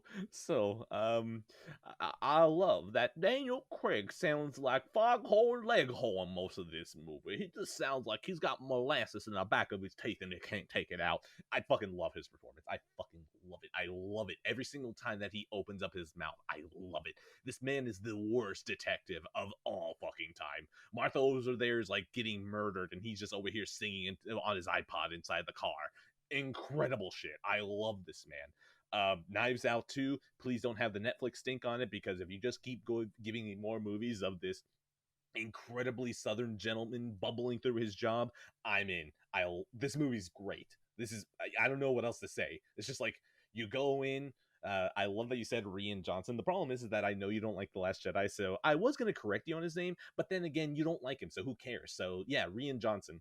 Rian Johnson, the man enjoys not following the rules. The thing is that Star Wars is all about the rules. It's all about the formula, and if you try to change it, people are going to get a little bit angry. So him not following the rules for a murder mystery, great job there. So yeah, Knives Out, very very good. I'm gonna go ahead and give it a throwing up because he can't lie out of 10. It's good old Anna de fuck. Why can't I think Anna of her de name? Armas. Anna de Armas. Thank you. Yeah, she's great Okay, in it no, too. hold on. Bonk, bonk, bonk, bonk, Bonk, bonk, bonk, bonk, bonk, bonk, bonk, bonk, bonk, bonk, bonk. bonk, bonk, bonk, bonk, bonk, bonk, bonk. I I want that to happen for like 3 more minutes, at least in your head. Bonk out of 10. Yeah, 8 out of Absolutely. 10. Fantastic movie, really great stuff. So next up is Once Upon a Time, dot dot dot, in Hollywood. So this one's interesting. So first of all, let's get it out of the way. I had this movie, not last in my Tarantino rankings, but it was like second to last, third to last, which is not an insult to this movie, I swear to God. But again, we kind of have the problem with Tarantino where I find all of his shit is incredible. So something's got to be near the bottom. So this is my second watch of it. It went up a little bit. Not crazy amount, but it definitely, my appreciation definitely did go up for it a little bit. I actually bumped it ahead of the Hateful Eight for now, which I'll rewatch Hateful Eight eventually here and see if that holds. But it's ahead of Hateful Eight. It's still outside of the top 5 Tarantino for me, but I mean, I'm just so locked in on some of those movies, and those are like some of my favorite movies of all time. I don't know if it's going to touch those. But Once Upon a Time in Hollywood, really great stuff here. You've said it many times before, but this is a litmus test basically of how do you feel about Tarantino dialogue. Do you love it? Yeah, you're probably going to love this movie. Mhm. You're not really into it? Good luck. Yep, yep. Oh yeah, yeah. because If you care because about the plot so much in yeah, other Tarantino movies, this movie's gonna do nothing for you. You're gonna be like, oh my god, nothing fucking happens, and then finally something happens, and like yeah, that's pretty much it. But if you are all in on Tarantino's dialogue, who boy does this baby love you so much. correct. Like 95% of this damn movie, there's really not much of a plot here. We're hanging out with these characters. We're doing some good dialogue. We're getting some cool scenes, some really good acting from Brad Pitt and Leonardo DiCaprio, and everyone Mhm. involved here. Um, until the end, and I mean, the ending to this movie is still maybe not only one of my favorite endings in just a Tarantino movie in general, but maybe one of my favorite endings, just fucking period, like of all time.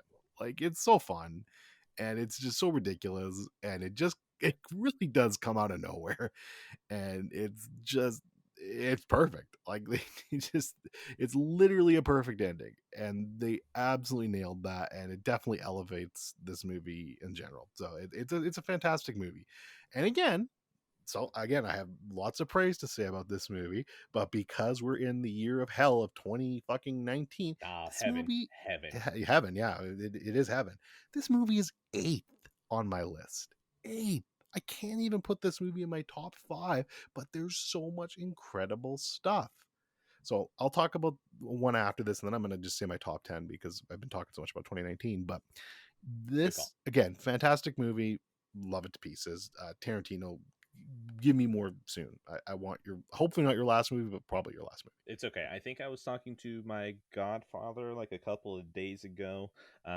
He's been listening to some podcast that I think that Tarantino is on, and Tarantino apparently has expressed that even though he'll do another movie, he sounds like he might go into TV. Which can you fucking imagine Tarantino just going off and being like, "Yeah, I'm gonna do a mini series." I got it. Give him HBO needs to hand him a fucking blank check. I Like will hand this literally. man a check. I will hand this man a check. If I can get a cut of whatever he's doing, I will hand him every single dollar. I'll be homeless for like an entire year, and then hopefully I get receipts back from whatever he does. Oh my god, yeah. Just like an 8 episode limited fucking series from Tarantino about whatever the fuck he wants. Yeah. Right in my here's my veins, inject. Anyways, once upon a time in Hollywood. Oh, but I feel bad for anyone who maybe has like cut gapless for podcasts, or else that little pause isn't there. Either way, there was a pause there. God, no, that's the thing. It happened to me. I think I was listening to Sacred Symbols, and they had a pregnant pause, and they're like, "We're gonna do a pregnant pause." Okay, we're gonna keep talking. And I was like, "You're not tricking me, No, you you know. bastards." Well, anyways, by the way, if you're using a podcast app and it lets you cut gaps out, do it. It's very good. I edit basically so you don't have to have it on, but do it anyways. Once upon a time in Hollywood, that's just a damn good movie. Like, there's everything that he said is true. Do you really need to know about what this movie is? No. Do you like Tarantino's writing? Yes. Go ahead and watch it. That's all you need to know. Tarantino, this is the most Tarantino ass movie ever. Like, Tarantino just does everything he wants in this movie, and it depends. Do you like Tarantino? Yes, then you're in. Like, if you like the way that he writes just dialogue, you're in.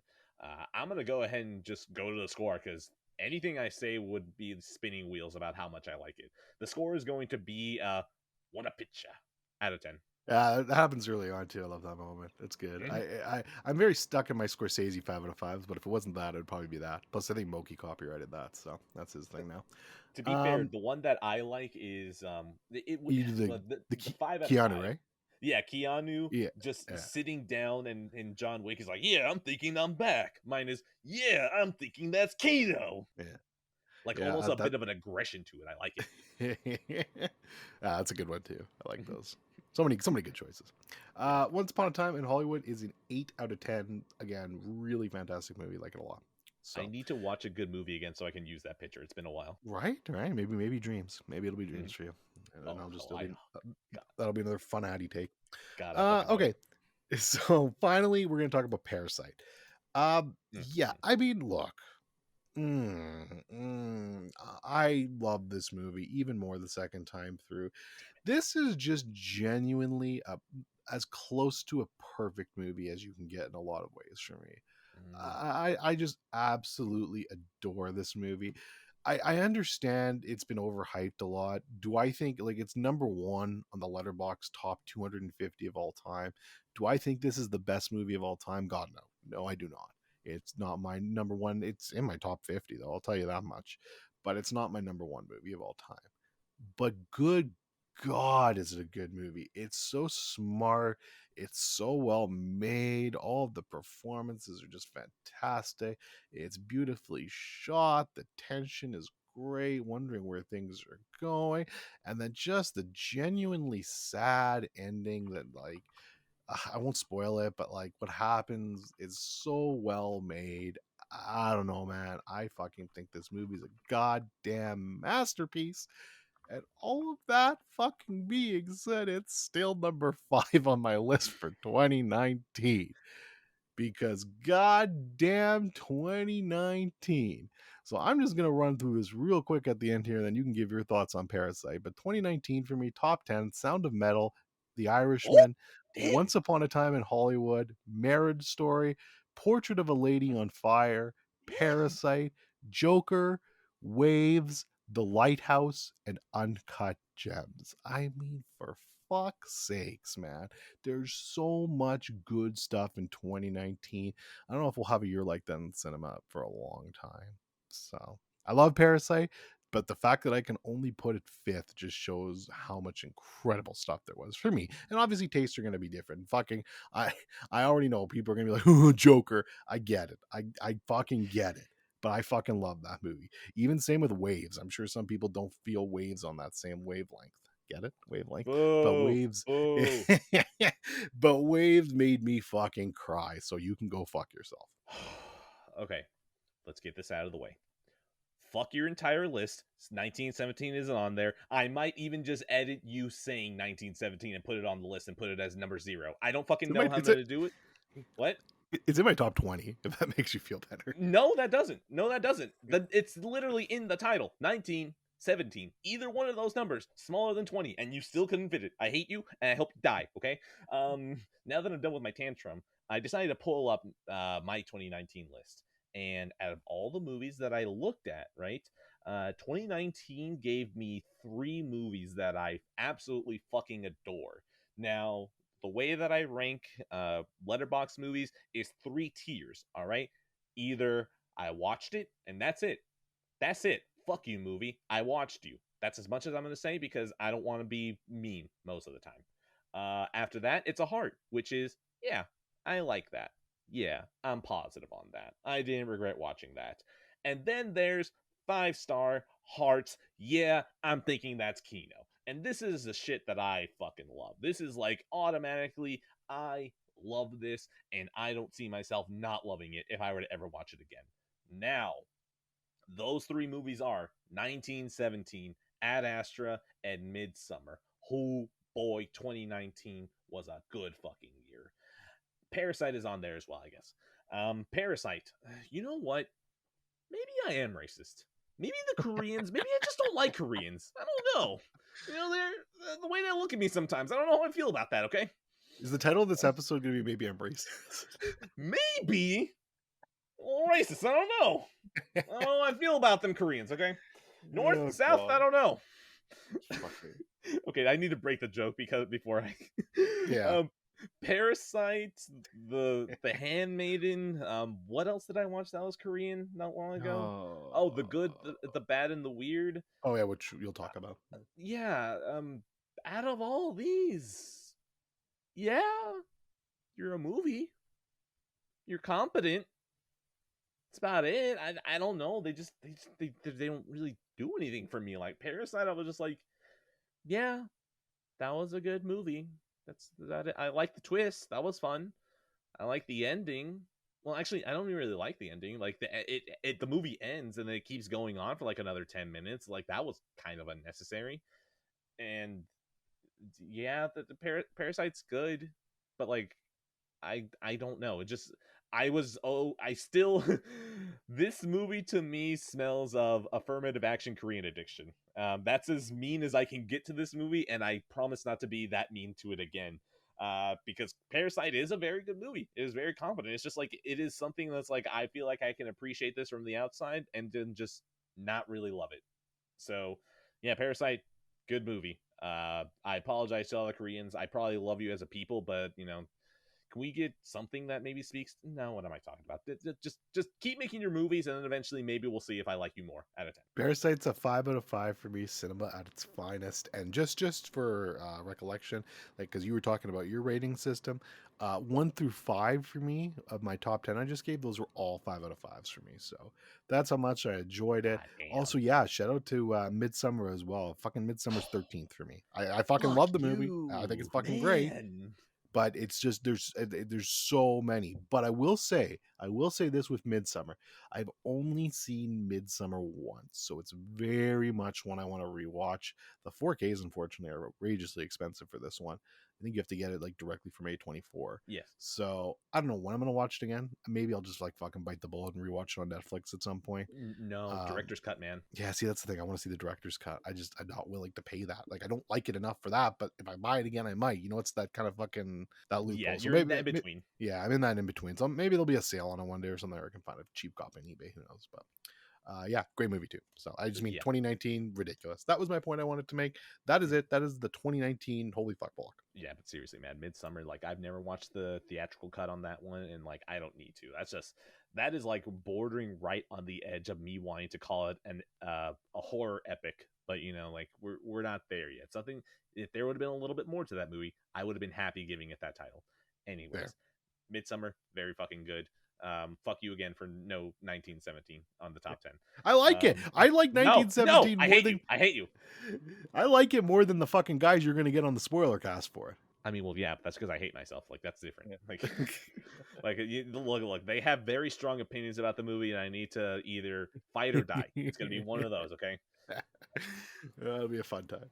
All right, the next movie, since you know what, I already mentioned it. I was going to bring up The Shining next and just be like, man, let's get some back-to-back bangers, but instead, I'm gonna drop the good, the bad, and the weird here. Back to the list of the movies that we've been choosing for Movie Club. This was our most recent movie, Ryoichi. He's a good boy. Something needs to be done about that taste, though. He decided to recommend the good, the bad, and the weird. And, there were minor complaints that the first two movies were a little bit too safe. One was a Kurosawa movie, and I don't remember what the other one was. It probably... Kubrick. Oh, Kubrick. Yeah, exactly. So it's like, yeah, fair enough. Big God bless directors. Ryoichi. Yeah, he was like, you know what? I'm going to swing for the fences. And now here's the thing. All right, there definitely is a punishment if you choose a bad movie, but, the criteria isn't a bad movie. The criteria is waste of time. So, a different criteria there. The good, the bad, Sprang Bragg. That would have been a waste of time. That one would have failed third degree immediately. By the way, I don't call it rules. I call them decrees because it's more fun to call them degrees. So yeah, that would have been beat the fuck up about third decree. Which decree? The third decree is, of course, was it a waste of time? So the good, the bad, and the weird. Was it a waste of time? No. Was it something that I definitely wasn't in the mood for and I definitely wasn't interested in? Yes. I don't know, man. This was just fine. I was like, yeah, this is entertaining. There's definitely talent here. The action is definitely fine. Maybe the Koreans just don't know how to speak to me. There's like one really cool shot, though, that I need to mention that happens early on, which is the camera follows along the edge of the gun. And like you see it, this man falls backwards shooting. And so as he's falling backwards, the camera is following his gun as he fires above him. And it's like, that's pretty fucking cool. And that's really much it. I don't know. The rest of this movie is like, yeah, man, I really hope I'm not a racist. Out of 10. So, where do you stand on this one? Is this one that you're going to catch in another 2 weeks? I'm so sorry. I was taking a bite of a chocolate bar. That's why there was the pregnant pause. That's fine. My shout out to my mom. You don't listen to the show. You're smart, but she went to Idaho. She went to Idaho, and she sent me this weird like Idaho Spud chocolate bar. It's actually pretty good. You see, my wife, her mom learned German in Colombia, and so she has a bit of a connection to Germany. And I got some German chocolate out of her. Ooh, damn, it's delicious. Yeah, German chocolate is delicious. So good. All right. Sorry, I just need to take a sip of water now. It's all chocolatey. Good, bad, weird. Yeah, I'm gonna watch that. Pretty soon actually, probably, because I mean I'm not in a huge rush because, like I said, I'm 2 weeks behind and I will not watch Wes Anderson. Although I'm considering spite watching it just so I can say it's a waste of time. We'll see how far my spite takes me. Either way, good, the bad, the weird. It's actually on my watch list. It's on Amazon Prime, so I will watch it probably soonish. Will I like it? Who the fuck knows? Ryochi has very strange taste, but God bless that boy, anyways. So yeah, pretty much the good, the bad, and the weird. Oh no, I already gave my score, so yeah, that's pretty much solid. Moving on, I guess. Yeah, let's go. I guess we'll just go back and forth now because I think we're pretty much caught up. Let's talk about The Martian. Oh, you watched The Martian? Okay. I did. I watched The Martian. Have you seen this? No, I have. It's just like this feels like one of those movies that's like really good, but then it needs to be that extra level for me to remember that it exists. Yeah. See, actually, funny enough, we're gonna agree again. It was good. It was pretty good. Okay. What the fuck is going on here? Yeah, I know, right? I like this movie, but it was missing something. I don't know what it was missing. But it was good. Matt Damon. I mean, the movie's basically just, hey, how charismatic can Matt Damon be? That's basically this movie, and he's very charismatic, and it's fun. Matt Damon's like, let's science this bitch. I'm like, yeah, let's science this bitch. And you have a good time. 4K transfer is very nice, very pretty movie in 4K. Obviously, space movies 4K, you're gonna get a good time with that. Definitely glad that I own it. I'd probably watch it again at some point. Not top tier Ridley Scott by any means, but it's a serviceable movie. I didn't hate it. And yeah, I like you said, there's just a little something missing for me to kind of make it really memorable to me and be like, oh yeah, this movie's really great. I can recommend it to anyone. It's not quite there for me, and I'm not even sure what's missing, honestly. It's just that's what I felt about the movie. It's fine. It's not a bad movie in any means. And I just one final note quickly on it because I don't have too much more to say, and then you can talk. I love the the difference between his role in this and his small role in Interstellar, where it's just like bizarro world versions of each other. I feel in a way, Matt Damon goes from like the most lovable like person in this movie who you want to succeed at all costs to like, oh my god, I want to punch you in the fucking face in Interstellar, and it's just so perfect. So I thought that was funny. So yeah, The Martian. It's a very good movie. Like, that's about it. Like, it just feels dependable. And it feels so weird to be talking about this movie and feel like I sound negative when all I can really say about it is like, yeah, this is just fun. This is just a Matt Damon vehicle. And you're just like, yeah, do I just want to hang out with Matt Damon and see him sign some shit? Yeah, then sure. But there are so many fucking incredible movies out there. Like, you literally, like, 2019 exists. Like you said, 2019 exists. So it's like, why would I ever point someone to The Martian? There's nothing about that movie that exactly screams out, you need to watch this now. It's more like we're back to it again. Like, if you saw it on TNT and you didn't see a movie that you already loved on, like if for some reason IFC wasn't showing Pulp Fiction, but The Martian was on TNT, yeah, sure, I'll watch it. But that's really it. It feels really, I hate saying this because it makes it sound like it's a bad movie, but no, it's just very good. It's just like, even unique isn't the right word, because I mean the plot is kind of unique. Like, it's a dude who's stuck on Mars and he has to survive for an entire year. So it's like, yeah, that's pretty good. But you know what? Yeah, I'll chalk it up as how you said it. It's just missing something. Yeah, and that's, again, I'm with you there. It's not a knock against the movie. It's really good. I just don't think it's amazing. That's all. So yeah, The Martian. I'm gonna go ahead and give that a poop potatoes out of 10. Yeah, that was the best like recurring bit in the movie, especially at the end. I'm not going to spoil it, but there's a bit at the end that's pretty funny. It's a 7 out of 10 for me. Good movie. Solid. All right. How many do you have left? That's a good question. I have 6. Oh boy, I have 6 too. Wow, that's actually the first time that we've. Yeah, whatever. We're moving on then, because we can get this under 2.5. Perfect. I'm gonna get my chicken nuggets. The Shining. Who fucking? Oh baby. Oh. Ooh. I think we're gonna agree again here. Ooh.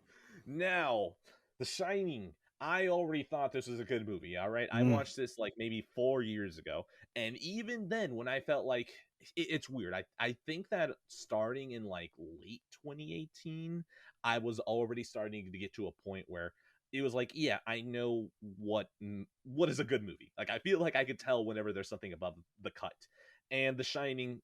Thankfully, was within that cut. This wasn't me needing to watch it to verify if I was right. My wife, she invited two friends over and they were going to watch The Shining and then Doctor Sleep. Now, I don't remember what happened. I think we got dinner in between those two. And by the time that we were going to watch Doctor Sleep, I dipped because the boys needed to play Siege. And you know that whenever the boys call for Siege, I need to show up as the captain. Um, anyways, watch The Shining though. And fuck. Ooh, even though I feel like I could detect what makes a good movie, I feel like nowadays I can usually detect that extra level, the cinematography, whatever the director's doing with the camera, right? The sound design. There's extra stuff that's within the craft work besides being able to look at the full picture that I feel like I'm good at pointing out what makes it special now. And The Shining was absolutely that. Kubrick's masterful, just oh my god, like distant perfect to every shot that he has. Like if you just look at a supercut of the camera moving through the hallways, that shit alone is masterclass. And now here we are, just you get an entire fucking great horror classic out of it too. Come the fuck on. Like The Shining is a goddamn masterpiece of a film. And I just want to leave it there because there's so much more platitude that I can give this, but that's not what the movie needs. The movie needs you to watch it. That's it. Yeah. The Shining, that movie's yeah. I mean, there are movies that you kind of watch. I think I think you just said this too, and I'm just gonna expand on it a bit. But there are movies that I watch sometimes that I'm like, you're kind of like partially through watching, maybe I don't know, you're about halfway, and you kind of get that little click in the back of your head, like, oh man, I'm really watching like one of the best movies of that genre. Like this is just flawlessly executed. And if you want to talk about horror movies, The Shining is probably my favorite or second. No, sorry, Hereditary is my favorite, but The Shining is probably my second favorite horror movie of all time. Like just full stop, bar none. I think it's basically a masterpiece. It's my favorite film from Kubrick, who I'm very glad I've been rewatching his stuff and watching more of his stuff because I have a lot more appreciation for Kubrick now than I ever did. Even if I still don't like Clockwork Orange, a lot of his other stuff has hit for me now. And again, Kubrick's one of those directors where everything he does is so fucking different. Like you look at a movie like The Shining, and then you compare it to 2001: A Space Odyssey. Like what the fuck? Those are so far and different from each other and completely different genres and movies. I don't know, it's incredible. So really great and just a truly fantastic movie. I'm gonna go ahead and get. Wait, did I already give this my score or no? I don't think you did, no. Okay, cool. All right. My score for The Shining is gonna be this movie's so fucking good that you think this man actually took us outer space and onto the moon out of 10. That's a 9 out of 10 for me. Again, like one of my favorite horror movies of all time. Just phenomenal movie. Yeah, I'm thinking that's Kino. All right, what's next? Let's talk about let's do House of Flying Daggers next. Okay, Yeah, okay. let's talk about that. So this was one of Poot. Shout out to Poot, Oh, Texas episode, the all Texas that's episode, the Matrix, lots of stuff with you guys. yeah, Pooh is a good man. This is one of his favorite movies of all time, as far as I know, and he's suggested this movie a lot to people. And I actually really wasn't even on my radar. I wasn't even going to watch it because there was no way to watch it in Canada. So I was like, whatever, I'll watch it eventually. It's not really my type of thing normally either, those types of movies. But I got, so long story. In order to watch the Criterion channel, I got a Roku from a coworker for really, really cheap. And on the Roku, there's a thing called the Roku channel, which has a bunch of free movies and stuff like that with ads. But actually, it was even better than Tubi. There was like only 2 ads, and the streaming quality was actually not bad. And House of Flying Daggers was on there. So I was like, you know what? Let's do one for Pooh. Let's watch this movie. This movie, I didn't love it, but it was pretty good, honestly. First of all, again, visually, this movie's stunning. And that's one of the things Poot was saying, is that, man, he's just depressed that there's no 4K transfer for this because it would look incredible. And he's right. Like, some of the shots in this, the cinematography, the visuals in general, it's crying out for a 4K. Like, it is just a gorgeous looking film. Some of the action sequences are really good in this movie. Like, top tier if you're into that kind of martial arts style stuff like that. You're gonna love this. There's lots of good stuff here. Where it kind of drags down a bit for me was kind of just the story in general. Like, it's kind of hard to follow at points and a bit obtuse, and there's lots of switching sides going on, and the characters aren't the strongest. So it definitely like falls down a bit there for me. But overall, what was here, I definitely enjoyed it. I had a lot of fun with it. Um, and the ending, although I think it's incredibly obvious where things are going and it goes, it's well made and definitely well done. And I think it was ended on a nice note. So definitely enjoyed the movie a lot. Worth a watch. I don't think you'll ever get a 4K transfer because I don't think it's very popular. I've heard of it, but I don't think I've seen it elsewhere a lot. But yeah, it's good stuff. Dude, God bless the early 2010s for just going, yeah, we're going to have a lot of waifu, and we're just going to have a whole bunch of Hong Kong actors and martial artists just showing up in movies, because why the fuck not? House of Daggers is right in there. I still want to watch Crouching Tiger, Hidden Dragon. Like, there is so many movies in that early 2010s era that's like, fuck, not even that, like 90s, because like we can even go back to Hard Boiled for other stuff like that, which is gung fu, but still, like, movies that are just like, we're gonna have some very inventive action. You know what, we could even probably include The Matrix in here, since they did have Hong Kong martial artists that worked on that movie. But yeah, House of Flying Daggers, oh my god, I was so close to getting a Blu-ray from this guy. He had that, and he had a Blu-ray copy of Man on Fire, which, you know, I got later on. And, you know, I loved fucking Man on Fire. I fucking loved it. And that guy just never responded back to me. So House of Flying Daggers, I will get it at some point. I don't know if I feel so strongly about getting it on Blu-ray now that I may just watch it however I can. But man, I want to watch that one so badly. Yeah, no, and I think this is going to be up your alley. Like, I think this will be something you'll enjoy, and you'll get some enjoyment out of it. It's reminded me that I need to see, which is another famous one, Crouching Tiger, Hidden Dragon. Yeah, it's one I've never seen, so I'll dude. probably. I think that was on the Tubi TV, or not Tubi, Roku channel too. So I might watch that at some point. Okay, I want to be sure before I say this, but Crouching Tiger, Hidden Dragon, I think actually had like a really nice 4K steelbook that came out at Best Buy. And I always looked at them like, fuck, that's really nice, but I just can't risk it. So look it up, Crouching Tiger, Hidden Dragon steelbook. It's the first one that pops up. Okay, That Crouching looks Tiger, Hidden that Dragon, looks 4K really steelbook. hot. You said? Yes. It Okay. looks hot. It's this nice red. It's got some nice silhouettes. It's got a sword down the center. The back looks nice. That But is hot. yeah, it's just like, I don't know why. I just didn't feel strongly enough to do it, but at least the 4K copy, I've looked at it really often. I'm just like, hit $10 somewhere. Hit $10 and I will give you money, please. Is it still? Are they still selling it? No, the steelbook is gone. Oh, The steelbook, okay. yeah, I don't know. Like I've accepted that even if I love this movie, that steelbook is long gone. Like there's no chance. But yeah, like this is still a movie that's like, this is on my periphery, and like all of the wire food and like kung fu and like early 2010s 90s, all that shit, it's all on that same level of like, I will get to. Westerns are in that same breath too. So yeah, House of Flying Daggers, we'll get there out of 10. Perfect. Yeah, your turn.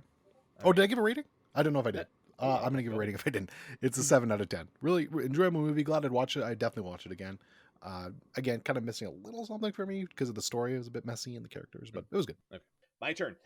This is on the list, but it's not really gonna be about the game itself. It's gonna be more about the experience that I had with it, because I don't know when I'm gonna come back to it. Which, I mean, to be fair, if I come back to it, it's probably gonna be on PC. So, whoops, I'm sorry. Deus Ex Human Revolution Director's Cut. Now, the thing is that I streamed this, and I streamed this because one, the I never like bringing up news, but it's relevant. So Square Enix, in their infinite wisdom, decided to sell off basically their entire Western gaming development, which included the IP for Deus Ex, which means that, oh wait, actually not even that. The publisher that they sold it to is very, very good about remasters. And so to commemorate it, the fact that this game, Deus Ex Human Revolution Director's Cut, might get a re-release, I had to just dip in again, just remind myself, a little bit of this game. But as well, this was also an experiment stream because I wanted to see if I could get my Vita screen to stream at the same time that my game screen was working. So basically, it was the screen of Deus Ex from the PS3, my camera screen, and then I had a connection to my Vita where my Vita screen would show up on there too. Now, you may be asking yourself, why is the Vita relevant to Deus Ex Human Revolution Director's Cut? Now, this game is one of the early games that launched on the Wii U. And now the Wii U had uh, extra Wii U gamepad functionality. And I don't this was the moment, honestly, back in like 2012, 2013, that it made me realize that the Wii U is nothing special. Was this game, because Deus Ex Human Revolution Director's Cut, if you connect your Vita to the PS3, it works no different than the Wii U gamepad and playing it on Wii U. And that was the funniest shit to me whenever I learned that back in like 2014 or 2013. I don't remember when this came out. Let's say 2013. All I know is that that was fucking hilarious. And I knew that I always wanted to try it. And I think maybe once I tried it, I got it connected. I saw the menu on the Vita and I was like, oh, that's cool. And I turned it off. This is the first time that I actually put in like an hour into gameplay to see it. And really, that's kind of more what my experience is. I fucking love the game. Really just getting into that world again and hearing the music and the cutscenes and everything. I was like, this is the atmosphere that I fucking love. And it was speaking to me so much. And you know what? If I ever get back to the game and I keep playing it, if I do go back, I'd play it on PC. All of that is why I like the game. But going back to like why I even played it, the PS3, the Vita thing. So the Vita was basically the gamepad whenever you play it on PS3. It would be the map. Whenever you would pick up documents, it would show up on the Vita. If you were ever getting to like a little keypad, or if you were in a hacking minigame, it would show up on the Vita. You could use the touchscreen on the Vita. It's actually really fucking cool. And what I'm more impressed with than anything else is that the Vita connects to the PS3 either through Wi-Fi Wi-Fi through the internet, or a direct Wi-Fi connection to it. So either you're doing Vita to internet to PS3, or you're doing Vita to PS3 using Wi-Fi signals. Either way, I was kind of impressed because I think my Vita connected through the internet instead of direct, and the latency was like just negligible from like Vita to PS3. The lag was like negligible, but yet the video you can definitely tell it was a little laggy, but like besides that, it was actually really impressive. So yeah, Deus Ex Human Revolution Director's Cut embarrasses the Wii U, and also I fucking love this game. Now Dorian, I know you love this game too, so please take it.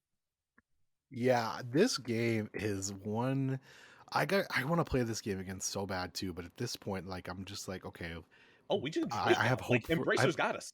yeah, I have hope for a remaster now, big time. So I'm not gonna replay it now, but man, I have a lot of good memories of this game. This game is just like the perfect blend of genres for a game. Like you got some RPG elements in there, you got some shooter elements in there, you get your stealth elements in there, and it just blends it all together so perfectly. You get the really cool cyberpunk world that, and I'm gonna fucking say it, they did it better than cyberpunk itself. Fuck off. And We'll it's see when I get just there. I may you agree. will see Who when you knows? get there, but it's just so incredibly well made, especially for the time. And what's crazy about it too is, as much as I love Human Revolutions, and I do, I think it's an incredible game, the series has always been really fucking good. The original Deus Ex on PC, a fucking amazing game. Now, I'm not sure how it holds up now, but at the time when that game came out, I remember buying it and playing it on my PC. Holy fuck, that game was incredible for its time. And that series has always somehow been ahead of the curve on these things. And there's such great games. So yeah, I'm with you there. I think the game's a fucking masterpiece. I've never played it on Wii U. I'll never fucking play it on Wii U. But You don't need to. You got a PS3 and a Vita, you can do that. exactly. And yeah, it's just actually funny enough. I think of my playthrough on Revolution. I played it through it twice. Once was on Xbox 360, and the second time I actually played through it on my PC. So never actually played it on PS. Something I should do one day. But yeah, just incredible game, incredible atmosphere, and definitely one of my favorite. I forget there's a specific genre name for that. Immersive sim, I guess. Yes, correct. Yeah, and that's easily probably my favorite in that genre. So just a great game. Dude, fucking Deus Ex. Like, after just my bad moments with Prey, I was like, fuck, do I just not really care about the genre? Like, what exactly is wrong with me? But no, Deus Ex, with the entire atmosphere and that near futureness and just the music and just the even the art style, like, all of it was speaking to me so much. It's like, no, I can still like this. I really like BioShock. It's not me not liking the genre. It's just something with Prey. So yeah, it at least makes me happy that it might be in beef between me and Prey and not the genre as a whole. So I'm gonna go ahead and give Deus Ex Human Revolution Director's Cut a score of the fucking main menu theme out of 10. Oh boy, just Deus Ex Human Revolution main menu theme. Toss that shit in YouTube. It's actually called main theme. So like, if you put that name in Spotify as well, the soundtrack is there. Fuck, this soundtrack is hot. It's a Oh, jam. fuck. It's a fucking jam. Ooh, It's so that good. cyberpunk goodness. But yeah, Deus Ex, fucking love this game. What's your score? It's like a 9 out of 10. Just an absolute masterpiece. One Hot. of my favorite games of all time. So, All right, your turn. let's talk about Singing in the Rain. Oh, What a ooh. glorious feeling. Yeah, Mm. so we're gonna give him his shout out, the Clown Prince himself, Mac, Tendies. who was on the Tendies episode and is actually making his own podcast. I hear it's gonna be called Rank. It'll be a very good one. Stop with the inside jokes, damn it. The problem is that we have the inside jokes. It's funny to us and it's funny to like a few people, but then anyone else who like is not in the Discord just like, what the fuck is that? All right, I'm sorry. It's Burnt Tendies, which maybe one day we'll get. Okay, you Mac, see, I'm looking at you. the problem is that now that's also another inside joke where this That's was true. That we're never announced, getting like, the podcast. Jesus, Putin parrot. You see, there we go. There's another inside joke that I did again. You see, now I'm sinning as well. Yeah. So yeah, Singing in the Rain. We do our monthly movie exchange. He gave me Vertigo, or sorry, I gave him Vertigo, excuse me, and he gave me Singing in the Rain. And we were both very happy with each other's choices this month. He actually loved Vertigo. And I really like Singing in the Rain. Not only did I like Singing in the Rain, it was honestly one of the best musicals I've ever seen. What I really appreciated about this movie, I kind of had a moment where I watched Some Like It Hot a little while ago, and I was like, oh no, am I broken? Do I have like more Addy brain rot about something? Because I realized with classical movies, like older movies, I just didn't find the comedy ones funny. I didn't laugh and I didn't enjoy them as much. If they were dramatic, I could enjoy that. Like I love The Apartment. I thought that was really good. And I enjoy many other black and white classical movies. But something about comedies for me just never hit. Thankfully, this one has busted that slump for me because I thought it was legitimately funny. It made me laugh. It was obviously great with the music. The music is just incredible. Like, I mean, there's so many good songs in this, and so many not only iconic songs, but iconic scenes that you don't realize from other things. Like, holy shit, did La La Land just rip a lot from this? And now I gotta fucking go back and watch La La Land at some point too, because I was like, holy shit, there's so much. It's not ripped, but influenced, obviously, from that movie, and it's crazy. So like I said, just an incredible movie. It's kind of like one of the first like really early, like, I guess, parody movies, because it's basically parodying Hollywood itself at the time for coming out of the silent film era. And yeah, I don't know, this was just a great time. It's hard to watch a movie like this and imagine how you wouldn't have fun. You see, this seems like such a positive movie that I don't even want to make fun of it. So instead, my joke score will do that for me. I'm going to go ahead and give this a Clockwork Orange out of 10. That's a good one. That's a good one. It's a 9 out of 10 for me. Like I said, one of my favorite musicals of all time. I really enjoyed it. Look, I know that that was like a reference joke, so maybe not everyone got it, but I want to just say that I'm very proud of myself for that one. Like I already said earlier on that I feel like this has been a good episode. It's a good Good one. runtime. Yeah. I'm very proud of this one so far. That was a good one. Yeah. So next up, because I needed to back these after I realized that my problem with Deus Ex, no, sorry, my problem with Prey wasn't that it was immersive sim because Deus Ex was just lulling me back into love all over again. I brought back Prey, and I got Prey for free through the Epic Game Store however long ago. It actually is free right now. If you're listening to this episode contemporarily, it is free on the Epic Game Store again on PC. So if you want to redeem it, just create an account, redeem it. You don't have a PC, you have a phone. You can create an account, redeem it, and if you ever get a PC that can run it, you can just sign it. It'll be waiting for you. It's fucking incredible. I've been doing this shit for like however long that they started doing this. I created an account and I've just been redeeming games. I have so many fucking free PC games, it's ridiculous, and I'm never gonna play almost any of them. Anyways, Prey is actually one that I'm playing. So, Prey, I think I finally nailed down the two things that aren't really speaking to me about it, but these aren't reasons why I'm going to stop playing. I've done one session and playing it on PC with a controller. I don't know, maybe it's the higher frames, maybe it's different expectations by playing it on PC, but moving over to PC, I've enjoyed the game comparatively more than the last two times that I tried it on PS4. PS4 or PS5, you know. The first time was PS4, the second time was playing the PS4 copy on PS5. Anyways, I don't know if it's the stability, but Prey on PC was working a little bit better for me. Of course, I'm still using a controller. If you find me with a keyboard, shoot me. Prey, it comes down to the combat and the atmosphere. Now, combat, I could probably trade that out for gameplay loop either way. Anyways, when it comes to the gameplay, like Deus Ex, okay, we're going to compare it to Deus Ex and Bioshock because those are the two other immersive sims that I know I like. Deus Ex has, well, like everything I listed earlier. Like it just has the atmosphere, it has the music, it has the art style. And what I didn't mention is that I really like the stealth gameplay in Deus Ex. The director's cut and the original release, I think, have different trophies list. And I think in the original one, I had seen that there was a trophy that you could get the game without killing. And the thing is that I already play stealth games like that. I want to try and not kill anyone. Unless you're like the original Metal Gear, which is like, I'm not doing a no-kill run on that game. That game is really fucking annoying to do that. But like, I think the one game that was stealth related that I didn't try to do that for was Dishonored, because Dishonored, a lot of the powers in that game were deadly. So it's like, I don't really want to handicap myself. So I'll kill, but I still want to do a no alert run, which I still failed, but like, you know. Deus Ex, on the other hand, as soon as I got into that opening level, I checked. I couldn't find a trophy that says that I couldn't kill anyone, but I still went, no, fuck it. I don't want to kill anyone because that's more fun for me.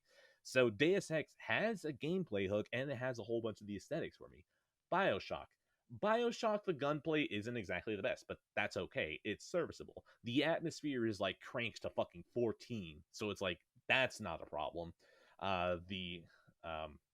The video, not the video logs, the voice logs are still really fucking good.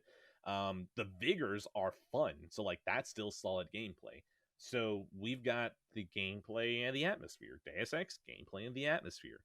Prey, I find that lacking, honestly. The gameplay, I mean, I don't really like swinging the wrench. It just really doesn't feel right to me. I've already gotten back to a point where I found a gun, and even that just still doesn't feel right. I'm almost wondering if maybe, no, that's the thing, but people still like this even on Xbox. So like, it's not a controller thing. So like, what I was gonna say is that maybe it's a mouse and keyboard thing, but it's not. The gameplay, the combat itself doesn't feel right. I don't want to stealth in this game either. There's just something about stealthing here that I don't know if it's the level design where I don't feel like I want to sneak around. I don't know what it is. All I know is that for sure it's the combat.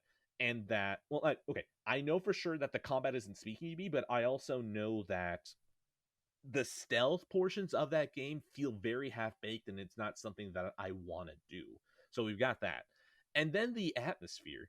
The weird thing is that you would think that a space station, like I like space. Space is fucking cool. But for some reason, this game's atmosphere of a space station, once again, like even as the last times that I've said it, it just reminds me of like a worse Rapture. Like I don't know what it is. I think it's maybe because like it's this very industrial, closed in, like scientific place, but now it's brightened, and so it kind of removes like that mystery and horror aspect of being underwater in BioShock. And then now the skybox instead of water is space. So I what it is that I think I like it to be imposing. I don't really Prey just sort of seems like it just throws you in here and then go ahead. But like BioShock, it throws you in, it's like you're in Rapture. This is a terrifying place. Like that's it. Like you just know some shit has gone down. Prey, I is it the environment? Is there no environmental storytelling? There probably is environmental storytelling, but the way that I'm saying that is that I don't ever feel like whenever I walked in, there's been a calamity. It feels like it's very clean, almost like these people just disappeared. Now, once again, I'm going to go a little bit into speculation. This isn't spoilers, this is speculation. I have to assume that the mimics that I'm fighting are people, right? So did they just turn into mimics and then just walk around like they were normal people? They didn't go insane and tear shit up? No, like everything still kind of looks intact. Like it still looks in place. So like that's not really working for me. So by the way, the music though, the music is hot. Ooh man, Mick Gordon, the man knows how to make a song. So Prey is one of those things that I'm like, I want to commit to getting to the end of this game. I don't know if I'm going to change my mind by the time I get to the end of this game, but I feel like I need to get through this game just to see what everyone's talking about. But yeah, Prey, it seems like I'm going to tolerate it so far. I apologize to everyone else by the time that I hate it, and I've told myself I still need to beat it. Dorian, do you want to add anything about what I've said about Prey, or do you just want to echo about how much you like it? The year is 2042. Passive Pixels has been off the year. Has been off the air for 20 years.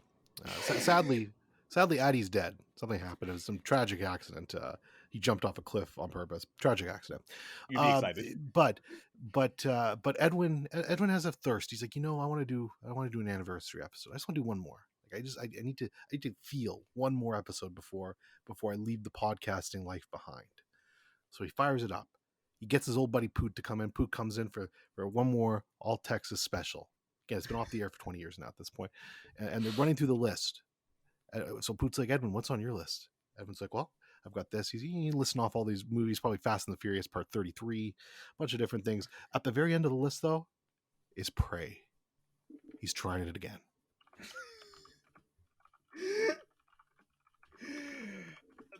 No, I will never let that happen because I will finish it this time.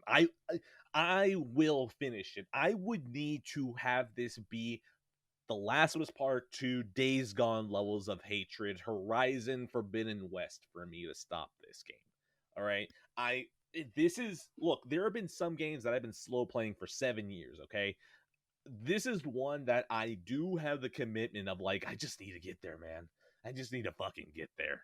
So to be fair, I think while that's probably the most disturbing part of that scenario, that I'd still be trying Prey even 20 years from now. I think the other part is that I wouldn't have another Texas episode until then. So, yeah, Prey. I'm gonna fucking try. Okay, god damn it, I'm gonna fucking try. AJ loved this game. I respect his opinion a lot. I fucking need to figure it out. 8 out of 10 for me. I really like it. All right, your turn. Yeah, let's go. Let's talk about another movie you'll probably have jack shit to say about. Let's talk about, but don't worry, the next three, I'm sure you'll have thoughts. But we'll get Wild Strawberries out of the way. So yeah, why did I watch this? I had been watching a bunch of Bergman movies lately, so I was like, this one is really high up on the list for people. Of course, I'm referring to Ingmar Bergman, the very famous Swedish director who, kind of like Kurosawa, is just known for classic after classic after classic. I have seen a few of his movies now: Scenes from a Marriage, The Seventh Seal, Persona. So I was like, you know what? Let's throw this on a Criterion watch, because I think all of his stuff is on the Criterion channel now. This movie was fucking outstanding. It's actually my second favorite Bergman movie. Now I have it just behind The Seventh Seal, but I don't know. I'll have to watch it again and see. It's definitely one I want to pick up for the Criterion Collection eventually. And yeah, it's just a wonderful, wonderful tale. Just kind of about a man who's just kind of recalling his life and all of his major moments. He's old now. He's not dying, but like he probably doesn't have like super long left. And he's just like basically meeting people. He's going on a road trip basically, and along the way, he's kind of meeting people that remind him of various points in his own life. And a lot of sadness there, and some bad things, and some happy things too. And it's just really well made. He's kind of the same. Like he's kind of a Kubrick in general too, where he's just a guy that makes so many different types of movies. Like none of his movies have really felt the same to me. But what I really find fascinating, and I'm not sure if he's the first to do this sort of thing. I'm sure there's other directors have done this before, but I find it interesting that Bergman basically has a lot of the same cast in every one of his movies. And that's kind of commonplace nowadays. Like you'll see a lot of familiar people returning in Christopher Nolan movies and Tarantino movies, for instance. But I don't know how common it was back then.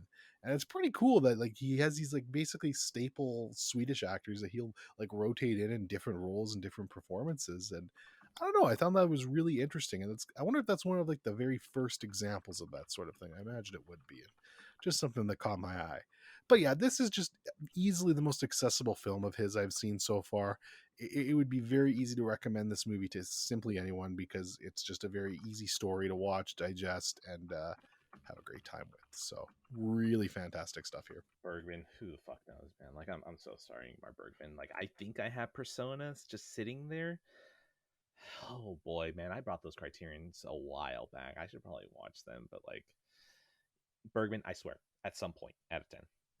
It's a 9 out of 10 for me. All right. Next, I've got. You know what? These two are gonna get bundled because they're pretty much close. One of them was like a very quick thing, so I don't even want to mention it much. So on my Vita, the PlayStation Plus collection at some point would give you Vita games. The PlayStation Plus was fucking great. It was giving you 6 games at some point. Lovely time. So I've redeemed a whole bunch of games. And with the PSN scare that happened with the PS3 and the Vita getting pulled off, I doom prepped, right? I downloaded a whole bunch of shit to my Vita because if that network went down, I don't want to go through that download list again. By the way, if Sony ever pulls it down, they need to fucking fix it, because if you need to get to your download list, it's through the PlayStation Store. So if they pull down the PlayStation Store, how the fuck can you get to your download list? I digress. Pixeljunk Shooter Ultimate was one of the games that I had downloaded, and the Pixeljunk is a name that's been around. Like, it's been around forever, and it's just, I assume it's this small little arcade game, and I decided, yeah, you know what? I've been meaning to try this. Why not? I started playing it. There's something about it that just wasn't clicking with me. It's good, but again, I think we're falling into that valley of like, yeah, it's good, but there's probably better out there. And with Pixeljunk Shooter Ultimate, I had fun shooting it, but getting around and like collecting the astronauts and shooting stuff and avoiding lava, I was like, yeah, this is fun, but this feels like this would be a distraction instead of something that I'd want to do. So then I dropped it. That's pretty much it. Like, that's all I can really say. But the reason I mentioned this is because the next game I tried fucking hit, and it's still fucking hitting. Holy shit. I found the perfect endless game on Vita, and I couldn't fucking believe it. The game is called Downwell. Dowwell. Now, the reason I spell it out is that this game is that fucking good.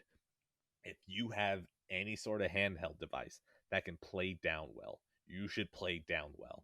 It is a simple ass game, all right? You move left, you move right, you hit X. X is jumping, and it's also firing. What is Downwell? You are a creature, and you go down a well. There are enemies, you shoot the enemies. It's probably a roguelike because the level is always changing, right? So you jump down, You fight enemies, you shoot them, your jumping is shooting. And there are these little caves off to the left and right that you can jump in that either give you money or they give you health upgrades. Sometimes it's a shop, right? You'll know when it's a shop.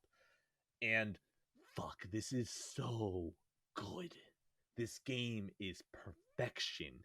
You can just sit down and just play this game, and then you die, and then you just jump right back into it because it's so fucking addicting. I can't believe how fucking good this game is. Even talking about it right now, I want to keep playing it. Oh man, there's a person on a call that said to call them back in 10 minutes. Do I have any emails I need to respond to? Can I go get a coffee or banana? The answer is no. I'm going to play a little bit of Downwell because I can jump in for like a minute or two and then pause it and then just jump back out. And I'm completely fine. This game is perfection on a handheld. I love this game. This is incredible. I'm probably never even going to beat this game, but it's that fucking good.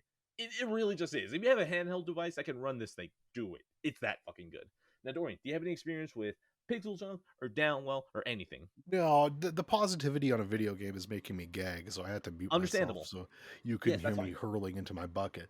No, Understandable. that sounds fun, honestly. Games like that are just kind of endless runners like that are interesting. I've never heard of that one. Pixeljunk I have heard of, not my seed. Like I just have no interest in that sort of game. But no, I'll have to look into that Danwell one. I've never actually heard of it before. But you're not really a handheld guy. Like you No. could play this on a console. It sounds like I'd rather play it on my phone, to be honest with you. It sounds almost like a phone game.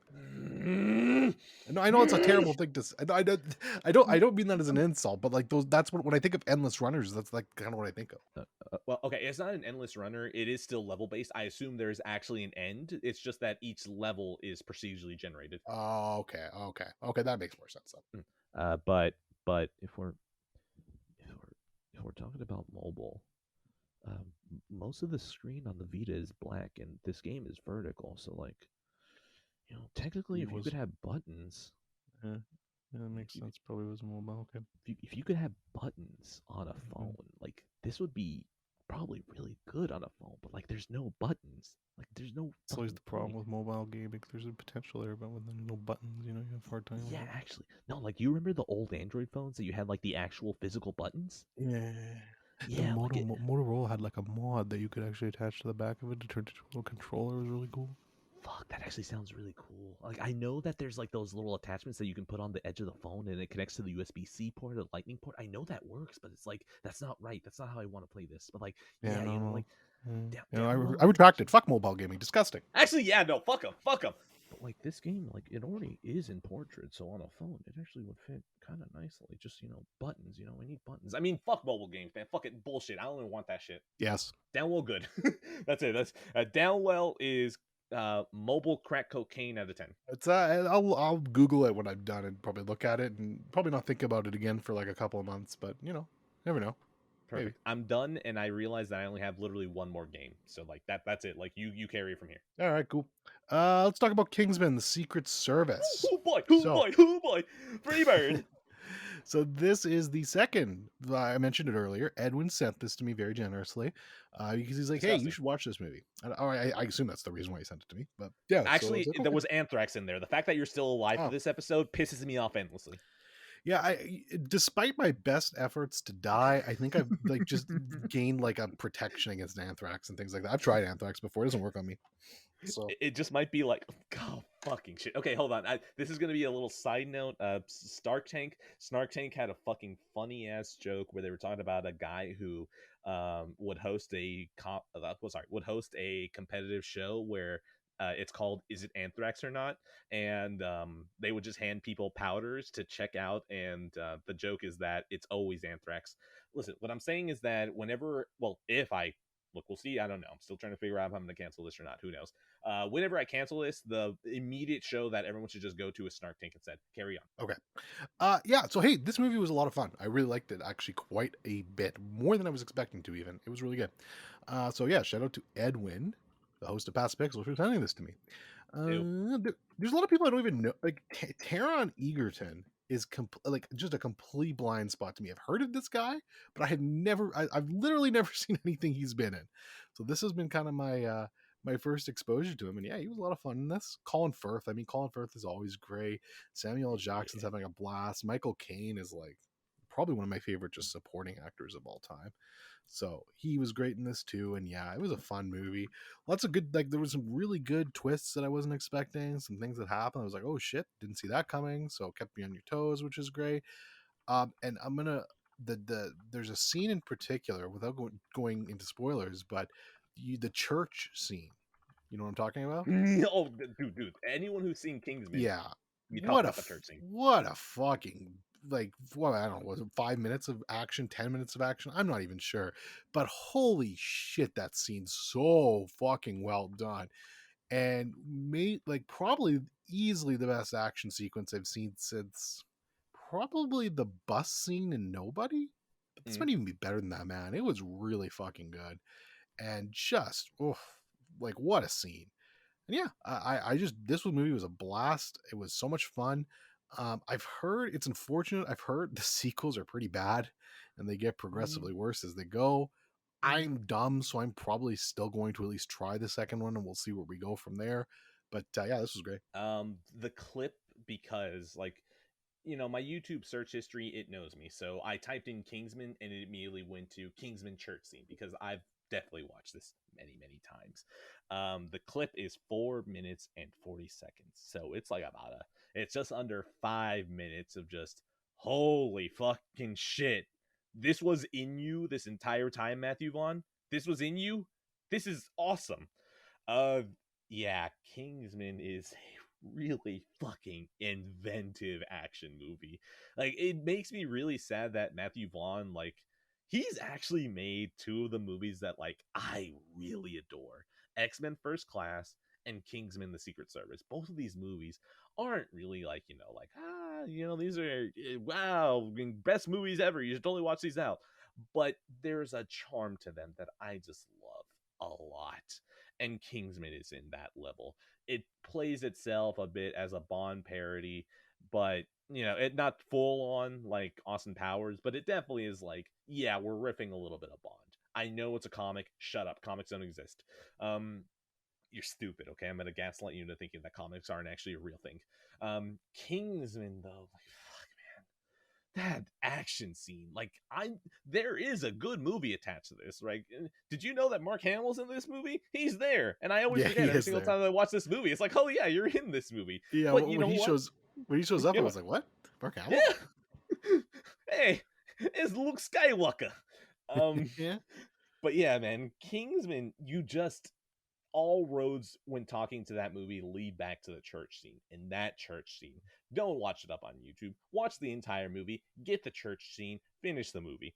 You know, the rest of the movie isn't going to compare to it, but like that church scene, fuck, it's that good. It really is that good. Yeah, that shit fucks hard. So anyways, my score is going to be church scene out of 10. I don't even want to talk more about it. It's that fucking good.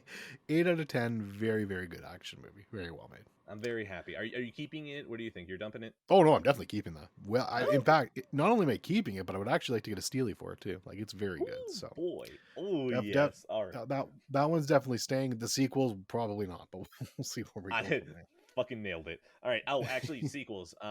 The second game. Why am I saying second game? Jesus Christ! It's video game brain rot. Yeah, exactly. The second movie, it's fine. You know, it's fine. It still has that energy, but like the first movie just overall has a consistent betterness to it. It's just more consistently better. The other one like just feels like it wasn't properly paced, and it just sometimes loses itself a little bit.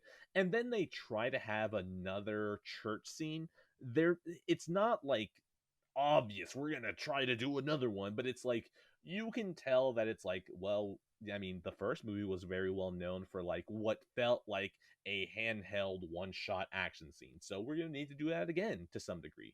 So yeah, the second one, it feels like there could have been a good movie there, but a lot like Kick-Ass 2, it's like, man, you should have probably just left this as a one and done.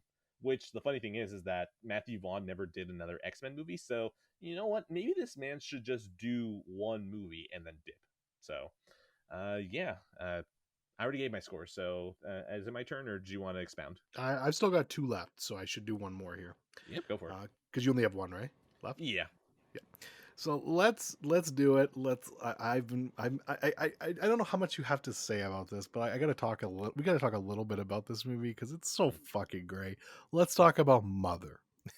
Oh, And oh. oh man. Okay, no. Disclaimer. Everything that we say about this movie should not be taken as a recommendation. Is that Oh safe to God, say? yes. Yeah. First of all, let me just get it out of the way. I love this movie, but for the Same. love of God, do not take that as a recommendation. Yeah, no. If you listen to this show and you're like, "Oh, these two fellers like that Mother movie. I should rent that." That there on the no. Stop yourself right there. This is not a recommendation. I am not ready to burn my credibility. I need to know who specifically I'm talking to know if this is the movie for you. So while there's going to be a lot of positivity, yes, go for it. You know what? Fuck it. I'll burn my credibility. Get the family together. No, get your young kids in the room. No, oh my Mother. God, no. Darren Aronofsky. Okay, this is the guy who did Wrecking for a Dream. Okay, do not listen to him. Oh my God! Look, this movie. Oh. Okay, let's start at the top because I actually do want to talk a bit about spoilers. Yes, so that's fine. Let's start at the top though. My first note is, boy, do I love me some fuck shit, and that's that's basically what this movie is. It's some fuck shit.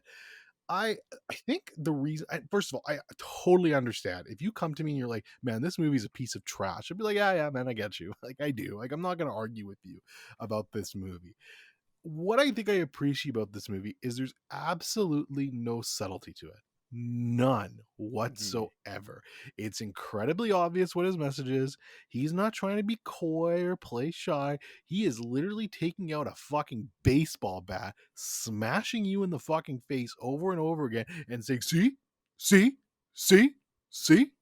And you're like, yes, Darren, I see. Thank you. Please give me another shot to the face with your baseball bat. And it's just so fucking insane. So if you have any thoughts, go ahead, but then I want to go into spoilers. Yeah. Okay, so general thoughts about Mother. This movie is just a fucking wild ride. I remember that Darren Aronofsky said that like he banged out the script in like 2 days in a hotel room, and something about the frantic nature of how he wrote it just kind of speaks to me because it blends into the movie. Like it really does. So like this movie, you are right. It lacks subtlety, but there's something about it where it owns up that it's not subtle. That's why it flies. Like there is some, there's one thing that comes to my mind whenever I talk about lack of subtlety that, I already mentioned it once. Let's not bring it up again. But, lack of subtlety can be a detriment. But when you own that shit, when you're just like, who fucking cares? We know what we're going to be and we're just going to be that. Respect. All right. Movies that are smart and know they're smart, go ahead. Movies that are dumb and know they're dumb, go ahead. Whenever you intermix those, that's when I'm not feeling it, all right? Whenever a dumb movie thinks it's smart, no. Whenever a smart movie thinks it's dumb, that probably I haven't really seen actually ever now that I think about it. But, I'm pretty sure in that scenario I'd be annoyed too. Anyone who knows a movie that's smart but thinks it's dumb, please message me. I'm curious now. That's an actual one that if you have a good example, please tell me. But anyways, Mother, this movie just goes so balls to the wall that I can't help but love it. It's like, you're not wrong. It's fuck shit. It's total fuck shit. And there's definitely a piece that happens in it that definitely had me cracking up where it's like, this is definitely like top 10 worst shit I've ever seen in a movie, but I love it. Yeah, you know what? Are you ready for spoilers? Because that's my spoiler. That's going to be the spoiler I lead in with. I assume we're thinking the same thing, and if we are, I'm gonna let's say it at the same time because I want to see if we're on the same page here. So let's try this. I will do my 3, 2, 1, but I also say go, and then we'll say it. Okay, so 3, 2, 1, go. Baby getting its neck up the baby Jesus. Okay, and the whole baby part. Yeah. Like the highlight of that movie for me is seeing people's faces while they're watching that entire bit. Like, oh, she's pregnant. She's got her kid now. Oh, no, he's going to take the kid. Oh, no, they're passing it around. Be careful with crack. Oh, well, the baby's head just, they're eating the baby. She's getting raped. And No, I mean, hold this is on. The all... baby pees out of fear. Oh, yeah, and it does that too. So Can't this is forget about all... that important piece. This is all in, like, I swear to God, it's 5 minutes. We're talking Yeah. in a 5-minute stretch. All of that shit happens. Oh my God, Darren. Yeah. Anyways, yeah, that's the baby Jesus. That's supposed to be baby Jesus because you got God, who is Javier Bardem, Yes. which incredible casting. The fucking Yeah, Javier Bardem as God. absolutely. Wow, that should let you Absolutely. already know that things are wrong. Yes, very inspiring. I'm sorry, I'm proud of that one. I've been on right now. I've been on, which is shocking because it's hot as fuck in this room. So, Jennifer Lawrence as Mother Earth. You know, whatever. The mixed metaphors get really weird, where it's also like the beginning of the Bible and it's Genesis, but it's also an environmentalist story. Like it's both of those, and then it's like, well, which one is it? And then Darren Aronofsky just looks you in the eye and goes, yes. So that. The baby Jesus peeing himself out of fear and then having his neck snap and then being eaten by the masses, it's just like there's a metaphor here somewhere. You know, the blood of Christ, the body of Christ, eating the masses, eating Jesus with this little innocent thing that just wants to help. Yeah, there's a lot of metaphors, but like that baby's neck just got snapped, and like that's enough for me to be like, what the fuck is going on? So yeah, that movie. Oh boy, that's a fucking wild one. Yeah, Can't carry from here. it's just like it's not even like, it's definitely a little bit of a slow build, but then you just get to that point where the movie just like all those people start filtering in the house and you feel the claustrophobia of it all, and like all of these fucking people, and like things just start getting so fucking insane. It turns into a fucking war zone, and Kristen Wiig shows up. Like, what the fuck are you doing here, Kristen Wiig? This isn't your type of movie. And there's just it's just so fucking strange and bizarre. And like I said, like I love watching this movie, or I want to watch this movie with more people that haven't seen it, and like just tell them nothing. Just be like, oh, it's a romantic comedy. Come watch this. Oh. And like just to see the looks on their faces when the fucking baby's just getting eaten by everyone. Are you just trying to filter out people in your life? Is that what you're trying to do? You're I just trying to think see who so. the real ones are? I think so, man. I fucking love this movie. It's so self-indulgent, but it's fantastic. And by the way, really nice 4K cut too, which whatever, it could have been shit and I still would have had fun with it. But yeah, it's a nice 4K cut, and I really like Darren Aronofsky. He's one of my favorite directors. And he's working on it. I actually think his new movie is coming out this year, which is like The Whale, and fucking Brendan Fraser's in it. So I'm really excited for that. I hope it's been good shit, because it's been too long since we've gotten some Aronofsky fuck shit. So it has been a while since we've watched a very enjoyable F- cinema score movie. Yes. Oh yeah, I forgot that we got the F-. Yeah. Which, I mean, God, to be fair, I just understandable. I love that this was made by Universal too. Like Universal actually put a budget into this. Like this is like not one of their art house labels. Like they spent money on this. Like they must have fucking regretted this one. They man. would, like holy shit. dude, they were probably so pissed and just like, why did you do this? Why would you do this to us? We put our name on the baby Jesus murder movie. Oh my god, it's so great too, because like I love Black Swan. Like I like Black Swan more than Mother. Like Black Swan's one of my favorite movies, and like that was actually done I think by Fox. And so they probably like was probably like, okay, yeah, he's definitely a little bit out there, but like he makes really good artsy movies, so we'll give him a bit of a budget. And then he's just like, nope, we're gonna do this instead. Like takes Black Swan and cranks it up to fucking 15. Like Jesus Christ. Oh my god, I fucking adore this movie for all the wrong reasons. All I know is that, or maybe it's the right reasons. I don't know. Maybe I think of the right reasons. anyways, I just remember watching this movie in theaters. I was like, man, I'm not even a homeowner, but I'm. Did I say homeowner? Whatever. I'm not even a homeowner, but like I'm just having an anxiety attack watching this and thinking, if this were my house. Now that I own a house, part of me is thinking, fuck. Part of me is, oh no, this might be one of the greatest horror movies of all time if I watch this now. Get off the fucking sink. It's not set, you fucks. Jesus Christ. I think I whispered to my wife, I was like, that's when we need a gun. That's why we need one, okay? I Whenever know, we kidding. get a house, this is 2018, okay? I know eventually I'm just gonna look. We're gonna get married at some point, but whenever we get a house, we need a gun, okay? What if these fuckers just come out and start jumping on our sink, okay? Oh man. Anyways, that's all I have to say. If you have anything else, go ahead. But I'm gonna get my rating now. It's an 8 out of 10. It's a tremendous movie, but yeah, do not take that as a recommendation, please. No. My score for this movie is fuck you, movie. I love you out of 10. It's a great score. Perfect. The last thing on this list is Apex Legends. This is going to be a wet fart of an ending. Usually we have like much. Oh no, deeper I topics still at got the one end. movie left, so don't worry. Oh, you do? Okay, well, all right. Well, my ending then. Apex Legends. The boys beat playing, and Apex is in the rotation. I fucking suck at this game. Like, I'm actually kind of impressed at how much I suck. There are probably people who've been playing this shit since it dropped. I haven't come back to this game in like probably 2 years. The reason being that my EA account was locked to an old email address, and when I switched over to a specifically gaming email address for like all of the random shit that I need, and then I have my basically professional email. Yeah, it was tied to like 3 emails ago. It's like, oh fuck. So I got on the EA's site one day. I was like, the boys want to play Apex. I'm gonna get through it, damn it. So I eventually got my account back, and the boys were playing. I fucking suck. I'm actually kind of shocked about how low the average IQ is of the person that you get grouped with if they're a random. Because even though I suck, the boys still want to play with me because apparently even me just communicating and not being completely brain dead puts me above like 90% of the community. That's pretty much it. There's nothing else I can say. It's a fun game. What else do you want? It's Apex Legends. Do you want to get the lore? Fuck you. I'm not talking about the lore.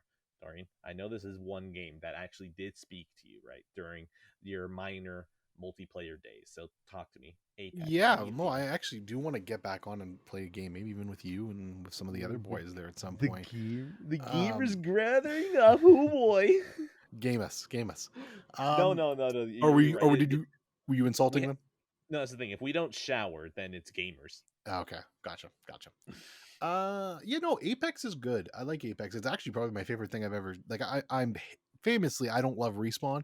This is actually probably my favorite thing from Respawn though. I actually enjoyed it. During the lockdown, the famous COVID lockdown of 2020, I played a ton of Apex. I'm garbage at it. Like, you think you're bad? You have not seen me play Apex yet, so don't worry. You will find somebody that is actually that you were significantly better of. Because I am terrible. Here's the thing. Here's the thing.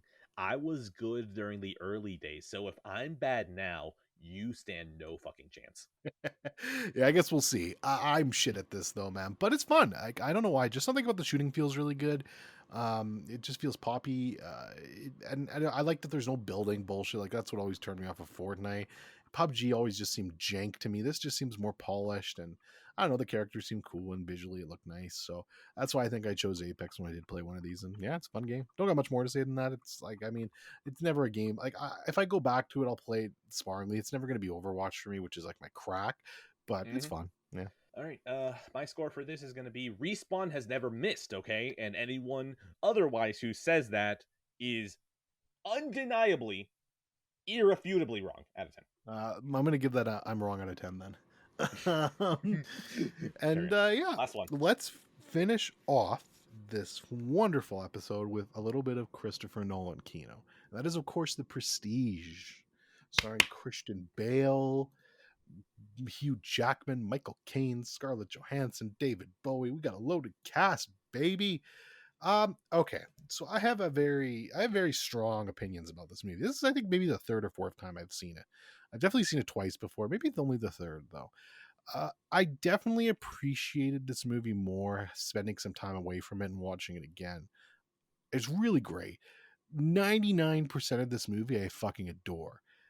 Hugh Jackman, it's a shame he's never worked with Nolan again. I think he's great. I think he's a great actor in general, but he's fantastic here, and I would love to see him do more stuff with Christopher Nolan. Obviously, Christian Bale and Nolan work really well together. Michael Caine, obviously, is fantastic here. It's a great, really just well-made story about a couple of dueling magicians, and like the lengths they'll go to basically to kind of one up each other and, you know, have a successful career. And it starts off very tragically and kind of builds from that. And it's a fantastic film. Like, it's really incredibly well made. And I love so goddamn much of this movie. And it would be probably like right now, I updated my Nolan rankings and I put this fifth. And that is all of that in spite of me thinking the fucking last like maybe 3 minutes of this movie are dog shit. And they piss me off so goddamn much. So I'm gonna go into spoilers, but those are my kind of early thoughts on the Prestige. Ed, go ahead. All right. I I was really thinking it's like, okay, are you going to give me something that I can jump off of? It might just end up being, well, no, that's the thing. We already talked about this movie, so anything I feel like would be treading old ground. So, specifically while you're talking, I went back and looked up at, excuse me, I went back and looked up which episode I had watched it for. It's the 23rd episode, so that might have fresher ideas. All I know is that The Prestige, it is very good. It is very well acted.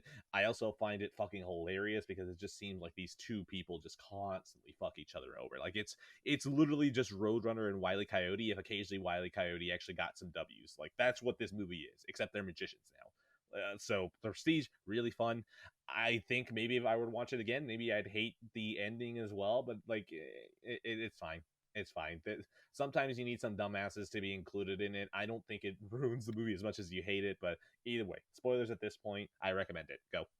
I actually forgot that you talked about it. Like, there's my dumb memory again. But yeah, episode 23, I guess we did talk about it. Fuck. So, anyways, so I'm gonna repeat myself because I just watched it. Fuck it. Hold on. Look. Let's get this out of the way, okay? Specifically in my notes, I have it separated by like January 1st to the 15th. It's never accurate because of recording days, but like in my mind, it works. I'm gonna be off a couple of days. Who fucking cares?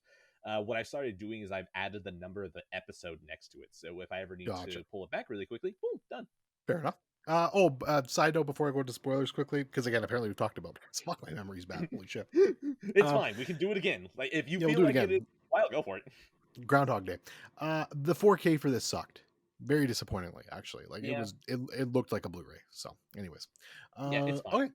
Yeah, it's fine. It's not bad. Like there's not like tons of film grain and it looks like shit. It just looks like a Blu-ray. So I was a bit disappointed there, especially compared to the other Nolan 4Ks because they're also good. But anyways. Also, I mean, we've gotten into Criterion Collection, so like we know what a good Blu-ray looks like. Yes, correct. We're snobs now. Okay. Damn right. So 3, 2, 1. Yes, I know we're all dumbasses, so you need to explain it to us, but god damn it, don't do it. Look, okay, first of all, I actually did bump my rating of this up. It's a 9 out of 10 now. I'm more positive on this movie than I ever was before because I think 99% of this movie is really fucking great. But holy shit, it's so egregious to me. Like normally, okay, I get pissed off when they spell out the ending anyways because I'm like, you know, I'm not dumb. I'm not a fucking moron. Don't treat me like a moron. I don't need that. So that alone pisses me off. Like I don't like that cliche in general, but it's so insulting in this movie in particular because it's a movie about magicians that don't give out their fucking secrets. So why are you doing that? God, it pisses me off. Like it's like it's so tone deaf. The movie is about a fucking pair of magicians who won't give out their secrets. They keep fucking with each other. They think they're getting the secret. They never get the fucking secret. And then you fucking explain the secret at the end. Like it's literally tone deaf to me and it drives me mental. If this was any other movie, I wouldn't even harp on it that much because it's like, okay, you're just doing this for dumb audiences. I get it. But the tone of this fucking movie, and I would actually love to know if this was Nolan that did this or if it was the studio that did this. Because if it's Nolan, this is the biggest misfire of your career, buddy. But I have a feeling it might be the studio because I remember this one wasn't WB, it was Touchstone or something like that he did this with, and he never went back to them again. So got a sneaking suspicion that might be why this bullshit happened, but who knows. Anyways, The Prestige, look, you had me for a second. You were like, ooh, it's going against the tone about them revealing the secrets. Look, you had me, but the entire movie is them looking and going, wait a minute, how did they do that? Like, I didn't fucking know that they killed birds when they had it in the cage. So, like, you are right. Yes, magicians don't give away their secrets, but this entire movie is them giving away secrets. So, like, you are right thematically, but also I could argue thematically that, yes, they would reveal it at the end. Yeah, fair enough. I still don't like it. Fuck. No, I know though. There's no winning this. Like this is literally just like, yeah, we're Yeah. both right, but there's no Yeah, we can't yeah, dispute you're the other right. person. You're right. Anyways, that's all I have to say about The Prestige. We already talked about it. Go back to fucking episode 23. Great movie though. Like I said, top 5 Nolan film for me. Stellar stuff. 9 out of 10. Perfect. So is that the episode? That is the episode. Holy shit! If I can cut this to 2:30, it's gonna be great. All right, You probably end should. card. There's a lot of dead time in there, so yeah. Shit, you're right. You're right. Okay, you know what? I said end card, but fuck. I shouldn't have said that I said end card because now I have to keep that end card in. Whatever. Here we go. End card. Hey, look at you. You got to the end of the episode. From episode 0 to the day that I finally get lazy and cancel the show. A big thank you to Joey Rawlings for providing the perfect name for the show. Be sure to always give him thanks, either out loud as you're listening to this, or you can just send him a thank you tweet at boogeyman117_. That's boogeyman117, IE instead of Y, double O. Be sure that it's an underscore, not a dash, 117.